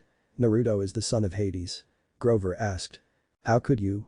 Persephone cried out with a grin on her face that showed that she was teasing. Hades smirked as he punished her by kissing her and running his fingers through her hair. Ms. Dodds snorted. "No, you idiot. He is the son of the queen of the underworld." The questing member's jaws dropped. One of the unnamed Furies spoke next. "He is also apparently the son of the queens of the other big three as well." But. Annabeth stuttered as her brain tried to understand. Grover fainted and Percy gawked his math teacher. "How?" The Furies looked at each other, then back to the group. We don't know. An explosion rocked the hall, and the Furies cursed. We have to make sure everything is okay. Wait here and do not enter until they cool off. Before the group could answer, the Furies dissipated into the shadows. Their bill after keeping order in the realm after our squabbles are high. The queen muttered as her husband nodded in agreement. At least he could say that they worked hard and earned the PRAs after all they did. Far away a ferryman sneezed as he moved souls to their resting place in the underworld. After a few minutes of watch the two immortals attack each other, Percy had enough. Knowing that it was stupid and risky, he took out 2 of his mixtures and rolled each one to immortal. Seeing what he was going to do, all Grover and Annabeth could do was think and pray that Percy wasn't going to die. As soon as they were close enough, Percy used his powers to condense the water vapor in the room around the spheres. Bang. Who dares? Roared Hades as he and his wife turned towards the hallway, form flickering. Percy gulped as the 2 immortals towered over him. At least they stopped fighting, he thought as he bowed. Hades and Persephone looked at the bowing demigods and calmed down a fraction. Nephew, great niece, Satyr, why have you come to my domain? Hades growled out as he walked to his throne, his wife doing the same. After sitting down, he looked at the forms of Percy, Annabeth, and Grover. You're lucky he didn't blast you. Zeus commented as he popped his neck. I don't blast every person who comes into my domain. Unlike a certain lighting boy. Percy licked his lips. Lord and Uncle, Lady Persephone, he began. I come here with 2 requests. Oh? And what are they? Persephone asked with an edge to her voice. Hades's eyes narrowed. Look, a war between the gods would be bad. Ooh. Ares? Hestia snapped. Really bad, Grover added helpfully. Annabeth groaned as the immortal's eyes narrowed further, causing Grover to baw in fear. Are you telling me, demigod, that I am the reason that my brothers are about to start a civil war? Something in Hades's voice sent warning bells ringing in Percy's mind. But his ADHD won out and he blurted, but didn't you steal the Master Bolt? Nico and Hazel shook their heads. Percy yipped as a blast of shadow landed next to him, obliterating the stones there. How dare you keep up this pretense, boy, after what you have done? Hades? Persephone snapped at her husband. Lord Hades, what has Percy done? The Lord of the Underworld looked at the daughter of his niece. And what do you mean after what he has done? The walls of the place shook as the god bellowed out, do you think I wish a war? Ares raised his hand but lowered it as the god glared at him.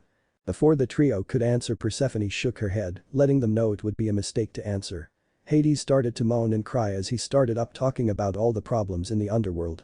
Everyone in the room sweat dropped, including the skeletons, as he curled into a ball muttering over and over one about all the paperwork he had to do and more. I hate it so much. But at least he is doing it as punishment. Hades smiled as he thought about the poor soul who was stuck doing the fiancés. Shaking her head, Persephone looked at the demigods and Satyr. Understand this, young ones. My husband has the hardest job compared to his brothers. Poseidon comes second, but he is able to take breaks. My husband has little time for pleasure and the number of mortals has increased, thus increasing his workload. A war would only drive him more insane than anything else. But didn't he steal the Master Bolt? She frowned and Hades looked at his nephew. Open your backpack. Percy did so and drew out a 2-foot-long metal cylinder that crackled with power. Percy? Yeah, Percy, why do you have my father's bolt? Shuddered Jason. I don't understand. Percy spoke with shock, his mind racing. The bag is the bolt sheath, boy. No matter where my father's bolt lie, it will always return to the sheath after some time. The queen of the underworld hissed softly with anger. The only reason that my husband has not called his armies to kill you is because of me. Now, how did you come by the bolt sheath? The Furies did not see it on your persons when they were on the bus. So how? It was a gift, Percy began before it hit. He growled with anger. Ares. Ares? What about him? Inquired Hades, eyes narrowed and leaning forward. Percy's fingernails dug into his skin as he recalled details from when he had met the god of war. Ares said that he told Poseidon that it was you who stole the bolt. And he has been the only god in the west that we have met other than you two. And he was the one to arrange the writ to law and gave us the supplies and the backpack. Frank smacked his face as his father only chuckled a bit before becoming silent. The two immortals looked at each other. After a few 10 seconds, Hades looked at Percy hard. I have a request, boy. I will allow to leave he under your own power and confront Ares. However, I want you to find my helm as well. Do so and your mother will be returned to you. Lord Hades, your helm is missing as well. Annabeth asked. Yes. Now, I believe that Percy had pearls that will allow you 3 to leave. I will be waiting for you to finish the job. And Percus Hades looked hard at him. Make Ares suffer if he is the one who has my helm. With pleasure. I wish my first dealing with Hades was like this. Yes, you were quite uncivil then. As soon as they were gone, the two immortals looked at each other and started to fight again over the subject that they were in the middle of fighting before. Over Persephone's son, Naruto. Time skip. Percy handed the helm to Ms. Dodds and walked towards his friends. A flash of light appeared and an immortal that he didn't know appeared. "Mom!" Annabeth exclaimed as the goddess stood before them. Athena and the other gods blinked. Athena Zeus began as the goddess rubbed her head. "What?" Annabeth, Grover, Percus. Athena looked at each, carefully moving from one to the next. When she looked at Percy, he gulped. "You did well, Percy Jackson. Alas, you could have done better, but because you are new to this life, I will not hold it against you. Now follow me, you three. The summer solstice is nearly upon us and time is of the most importance." Percy blinked before looking at his girlfriend. Did she just? Yes, she did. "Where are we going?" Grover asked. Athena waved her hand and a black military car appeared with the symbol of an owl on the front. "I am taking you and my daughter to camp and Percy to Olympus." Looking at Percy, she smiled at his unease. "I will not kill or harm you, son of Poseidon. You have my word as a goddess." "No fair. I have yet to even get to see it up close and they do." "Calm down, Anne. Don't you dare Percus Jackson tell me to calm down. Couldn't I take a plane?" Athena snorted after hearing his question. "My father will shoot you down even if it meant losing his weapon. Your brother has irked Zeus and in the mood as is in he will kill you." "I wouldn't kill him, he has my bolt after all." Hare looked at him. Even after finding out. Zeus let out an "oh" before silencing himself. His counterpart may just after all. "So it is true that Naruto is the son of all three of the queen goddesses?" Athena looked at her daughter. "Yes, but that is not what has angered my father." Percy was afraid to ask. "What did Naruto do?" Athena blushed as she thought about what happened. Hermes was tasked to bring him before the council for questioning. He was tired and was not paying attention to where your brother was. Because of the lack of attention, Naruto was brought before Zeus when Naruto was going to the restroom. Hermes. Grover fainted and the two demigods' jaws dropped. Naruto peed on the king of the gods. They yelled together wondering how he was still alive. Athena's blush darkened as the image of Naruto's tool came into her mind. "I wonder how big it is going to be." "No. Bad Athena, but it's going to be big when he grows up." The sky rumbled, thus shaking Athena from her thoughts. She wiped a trail of ichor that was leaking from her nose. Opening the door to she waved the satyr and demigods in. "I'll think of it later." Athena the pervert. "I was wondering when it would happen after all those brain babies." "Shut up, Dove." Grasping the book, Thalia wondered why no one wanted to read out loud as they were all enjoying the story. "Are you sure you want me to read?" "Yes, Thalia." Hestia grunted out as she and Calypso restrained Athena from murdering the goddess of love. Likewise, Aphrodite was being held by Demeter and Hera from killing the goddess of war. Before they kill each other. Zeus was of no help as he was eating his favorite mean to cool off from blasting his son after what he had in the last chapter. Sparks flew off the god as he ate, keeping his eyes off his family so he wouldn't use his bolt. His brothers were all smiles as they tried to hold in their laughter, but every few seconds a giggle or a muff would escape their lips while their wives sat watching their fellow goddesses try and kill each other. As for the demigods, they were too scared to move as Athena and Aphrodite both promised to bless those who helped her or curse those who supported the other. But there was three notable missing individuals. Percy Jackson, Artemis and Apollo were gone as the twins detected something that Percy needed to know. "So Percy going to be a big brother now?" Piper asked Annabeth, who was avoiding her mother's cries for aid. "Yeah," as she trailed off at the memory of the look of panic that crossed the twins' faces before they took Percy with them. "I hope that his mother is alright and the baby." "Percy's sibling and mom going to be fine," Thalia spoke as she fingered the pages of the book.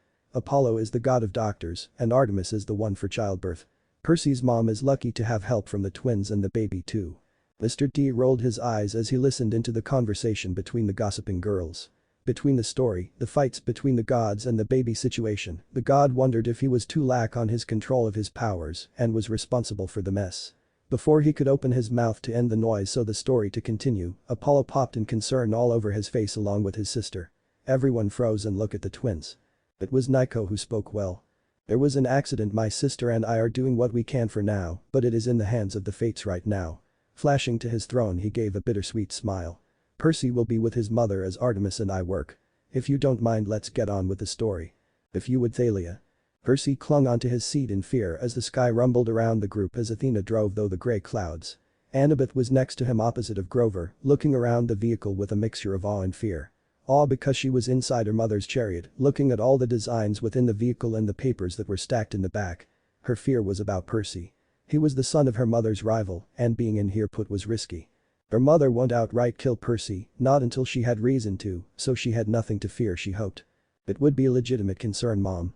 An embarrassed Annabeth groaned out as her mother stared at her. Poseidon was all snickers at the look being sent but shut up with a pinch from his wife. Athena looked at the two demigods and the satyr via her rear-view mirror. Annabeth, she started. Yes. Athena's grey orb stared into her daughter's own. After a few moments she cracked a soft smile. You did well on your first quest. You did well also, Grover Underwood. Annabeth beamed and Grover stammered out a thank you, Lady Athena.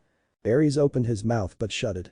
It was too easy of a comment, so he went back to sharpening his knife. Percy Jackson. Percy stiffened as he felt the goddesses of war and wisdom eyes land on him. Oh, don't be like that. You did well, but you as well as my daughter could have done better. However, as this was the first time for her to leave the camp and you have only been a part of our world for not that long, you did well. I expect you to do better, so make sure you both study well. Did she just compliment him? Leo asked as last he heard the goddess didn't really care for her daughter's boyfriend. It was a little freaky after hearing storied from the other demigods about the duo's relationship. Delia nodded and Leo leaned back with a whistle. Yes, Athena, mother. By the way, do you still have one of those orbs you used against the anteater and her son? The goddess of wisdom nodded her head in agreement. As am I. She thought as she glanced over to her half-brothers who were leaning forward as well for different reasons. Ares because the warmonger loved explosions and was interested in new ways of doing so, while Hephaestus was interested due to his eye for new inventions. I am interested on how you made them and your use of your powers combined with them to defeat a much stronger foe. I thought you were going to be an idiot, but after what I saw I took it back. I still think he is an idiot here, Annabeth said out loud before adding in, Percy wouldn't be Percy if he was smart. Athena let out a nervous chuckle and tried to hide her blush of embarrassment as she tried to banish the strategy to make her daughter's boyfriend smarter so that he would be more worthy of her. Her stepmother and Aphrodite were all smirks at her face as they knew what she was think of. Percy rubbed the back of his head and chuckled. Well, my brother and I do pranks against each other and others. Hermes smiled fondly of his earlier years and all the pranks he did to his family, Greeks and foes. Pranks were amazing and so worth getting in trouble for. So I think after all the times we've done pranking I've learned that it is best to have a trump card or at least a backup plan in case something goes wrong. I took an interest in chemistry around a year ago and even thought it's one of my best subjects. The only reason that I was let into Yancey Academy was because of my high grades in that subject. Percy with chemicals. No, Athena, you cannot kidnap the boy and teach him chemistry. Zeus ordered with a scowl. He did not want the son of his brother to get any stronger and also he was slightly worried on what the goddess would do to the demigod. Athena wasn't known for poor students and their habits. But father, Athena began with puppy eyes and fluttered her lashes. He must be taught to. I said no, Athena. Athena was silent as she listened to the son of Poseidon run on about the things he and his brother did to his stepfather. She had a folder on that piece of work. And I really wished I didn't. The goddess stated with a shiver.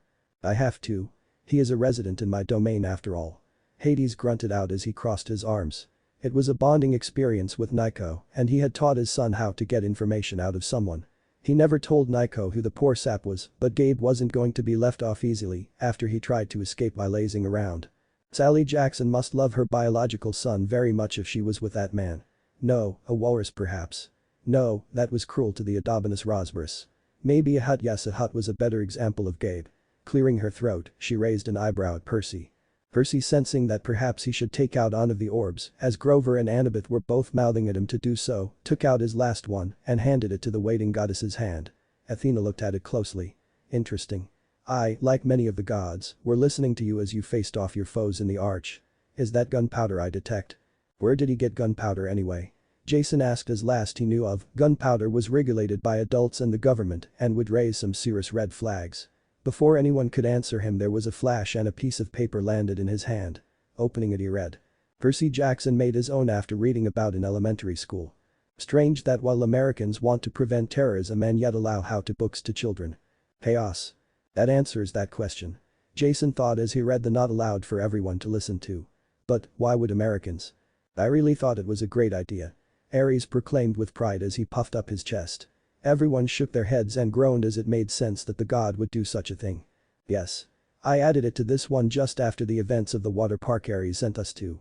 I have yet to test it out compared to the other ones I made. Annabeth elbowed Percy as one of Athene's eyebrows started to twitch. Please continue. I shall. Percus, what you have done has piqued my interest and few of the Barnacle Beard's children have ever done so. Because of this I want to grant you a minor blessing. Demeter looked up from her cereal in surprise. You, blessing Percy? My counterpart must have thought it was worth giving. Over gave a loud baw in surprise. Annabeth and Percy gawked at the goddess. Oh, don't give me those looks. Myself and my uncle do grant blessing to each other's children. The last time I granted a blessing was to one of his daughters in the 1700s. He gave my son and a son of Hermes his blessing when they went to the bottom of the Mariana Trench. See? It was worth doing and he does so too. It was worth the pictures he took. Poseidon grunted out as he was interested in the trench as well. His old game room had the pictures but were destroyed by his predecessor in the war with the Titans. Thank you, Lady Athena. Percy said. Athena waved her hand and Percy felt slightly different. Not much different but different. What was your blessing anyway? Athena smirked in the rearview mirror. If Percy was here he would be freaking out. I don't think so, Piper pointed out as she looked at Hazel. But the Roman child of Pluto quirked her eyebrow and Piper rethought her statement before groaning in realization that he would. Naruto and Percy stood in front of the doors to the entrance to the chamber of the Council of the Gods, at least Percy hoped it was. Athena had dropped Annabeth and Grover at camp and picked up Naruto and his stuffed fox. So this is Mount Olympus. Too much white and gold. Like someone is trying to hide all the loving that has happened over the years. Cailloubi stated aloud as it followed Naruto. Then again, if I was the king of the gods I would want to try to hide as much of my lovemaking as I could. Zeus uncomfortably tugged on his collar and avoided the looks he was sent. Damn fox. So Naruto, heard you were claimed, Percy said awkwardly as he tried to revile some of the tension in the air. Naruto shrugged. Yeah. Anything interesting happened when I was gone? I was the winner of Capture the Flag because I captured the flag. That's how I was claimed. Naruto looked at his brother. I wish you were there, Percy, to see me do so. Percy reached out and tousled Naruto's hair. Oh come on bro. You know I would have been there if not for the missing bolt. Yet after a few moments both brothers and Cailloubi entered. The first thing that came to the boys' minds was that everything was huge. While Naruto was here before, he was flashed out seconds after he was brought in to see the council. It wasn't a very good impression for both Naruto and the gods. Percy hoped that this time it would be different. Heck, he was saying a prayer to the goddess of luck so that Zeus wouldn't try to blast them. I didn't last time. You almost did, brother. The boy is still alive, Poseidon. Looking around with his eyes, Percy noted that all the members of the council were here, including Hades. Hi us. Apollo and Hermes yelled out together before snickering. There was a woman that Percy assumed was Amphitrite as she was siding in a guest throne next to who he believed to be Poseidon. The goddess smiled as she looked at the dress her counterpart was wearing. I would have gone with the 13th century style instead of the 16th with that color. The air was heavy as the brothers walked. The eyes of all the immortals was on them, judging them as they got closer to Zeus and Percy's father. As Percy passed my Poseidon, he bowed. After a few seconds, he started to walk again, then dropped to one knee in front of the king of the gods. The tension was so thick in the air that Percy would have sworn that he could feel it as a physical sensation. At least he has manners. Now if his brother has his manners, Zeus began before his daughter went on. Boy. Pervy king. Naruto yelled at the king of the gods. I hate him. The king of the gods frowned as his family erupted in laughter. You can all stop now. Snickers were quickly silenced as soon as Zeus glared left and right. You still haven't said that you're sorry. Mom said that you should say sorry to those that you have wronged. So say sorry to me. Why should I say sorry, brat? You went and peed on me. Zeus thundered and glared at Naruto. He what? Honey, you were too far quiet, the mortals couldn't hear you in Germany with the sound of your voice. Zeus shrunk under the look Hera gave him. The demigods all had ringings in their ears that Apollo fixed with a snap of his fingers. It won't do if the reader couldn't hear after all. Naruto glared and shouted right back. You are the one that had your son grab me when I was about to use the toilet. Hermes wisely stayed quiet from the heated glare his father sent his way. That is why he is getting punished, you immature brat. Immature? You're older than me by several thousand years. I reserve the right to act my age, what about you? Naruto yelled as he shook his finger at the god. Burn. A blonde-haired man stage whispered, but the words still were loud enough to reach everyone's ears. Apollo smiled at his father. Truth God, had to say it. So you also admit to being immature too? Artemis asked her brother. I'll get back to you on that one. Cailloubi snickered at Zeus' infuriated face as the god tried to come up with a comeback. Good one, kid. Thanks, Cailloubi. Naruto said to his friend before looking back at Zeus. And also, if I'm the immature one, what does that make you, you big perverty jerk? The one who will blast you into a million pieces, brat. He hissed out in frustration that he could not reach the boy. His two brothers wished they could poke fun at their sibling, but knew that he would only make them sleep on the couch if they did. That and they didn't want to be compared to him for being even more immature. Percy, acting quickly before Naruto could really get the thunder god upset, grabbed him by his collar and pulled him back. "Are you trying to get us both killed?" Percy hissed at his brother. Before Naruto could answer, Poseidon cleared his throat. "Perhaps Percy, it would be best if you return my brother's bolt." Knowing that it was properly the best course of action, Percy laid the bolt and its sheath on the floor in front of Zeus's feet. The bolt leapt from the bag into Zeus's hands. The king let out a sign as he held onto his weapon, before looking at Percy. "You have my thanks, demigod, for returning my bolt." Percy bowed and forced Naruto to bow as well. "I thank you, my lord." A blast of lightning went from the bolt and struck Ares, sending him flying. Smoking, Ares got up and was about to open his mouth before he closed it with a click. Most would think that Ares was not a smart god, which was true compared to Athena and Apollo, but nevertheless, he was far from stupid. The Romans all nodded when the god of war looked at them, but broke into snickers when the god's brother did bunny ears to the war god. And he knew it would be best not to enrage his father's wrath any more than it was.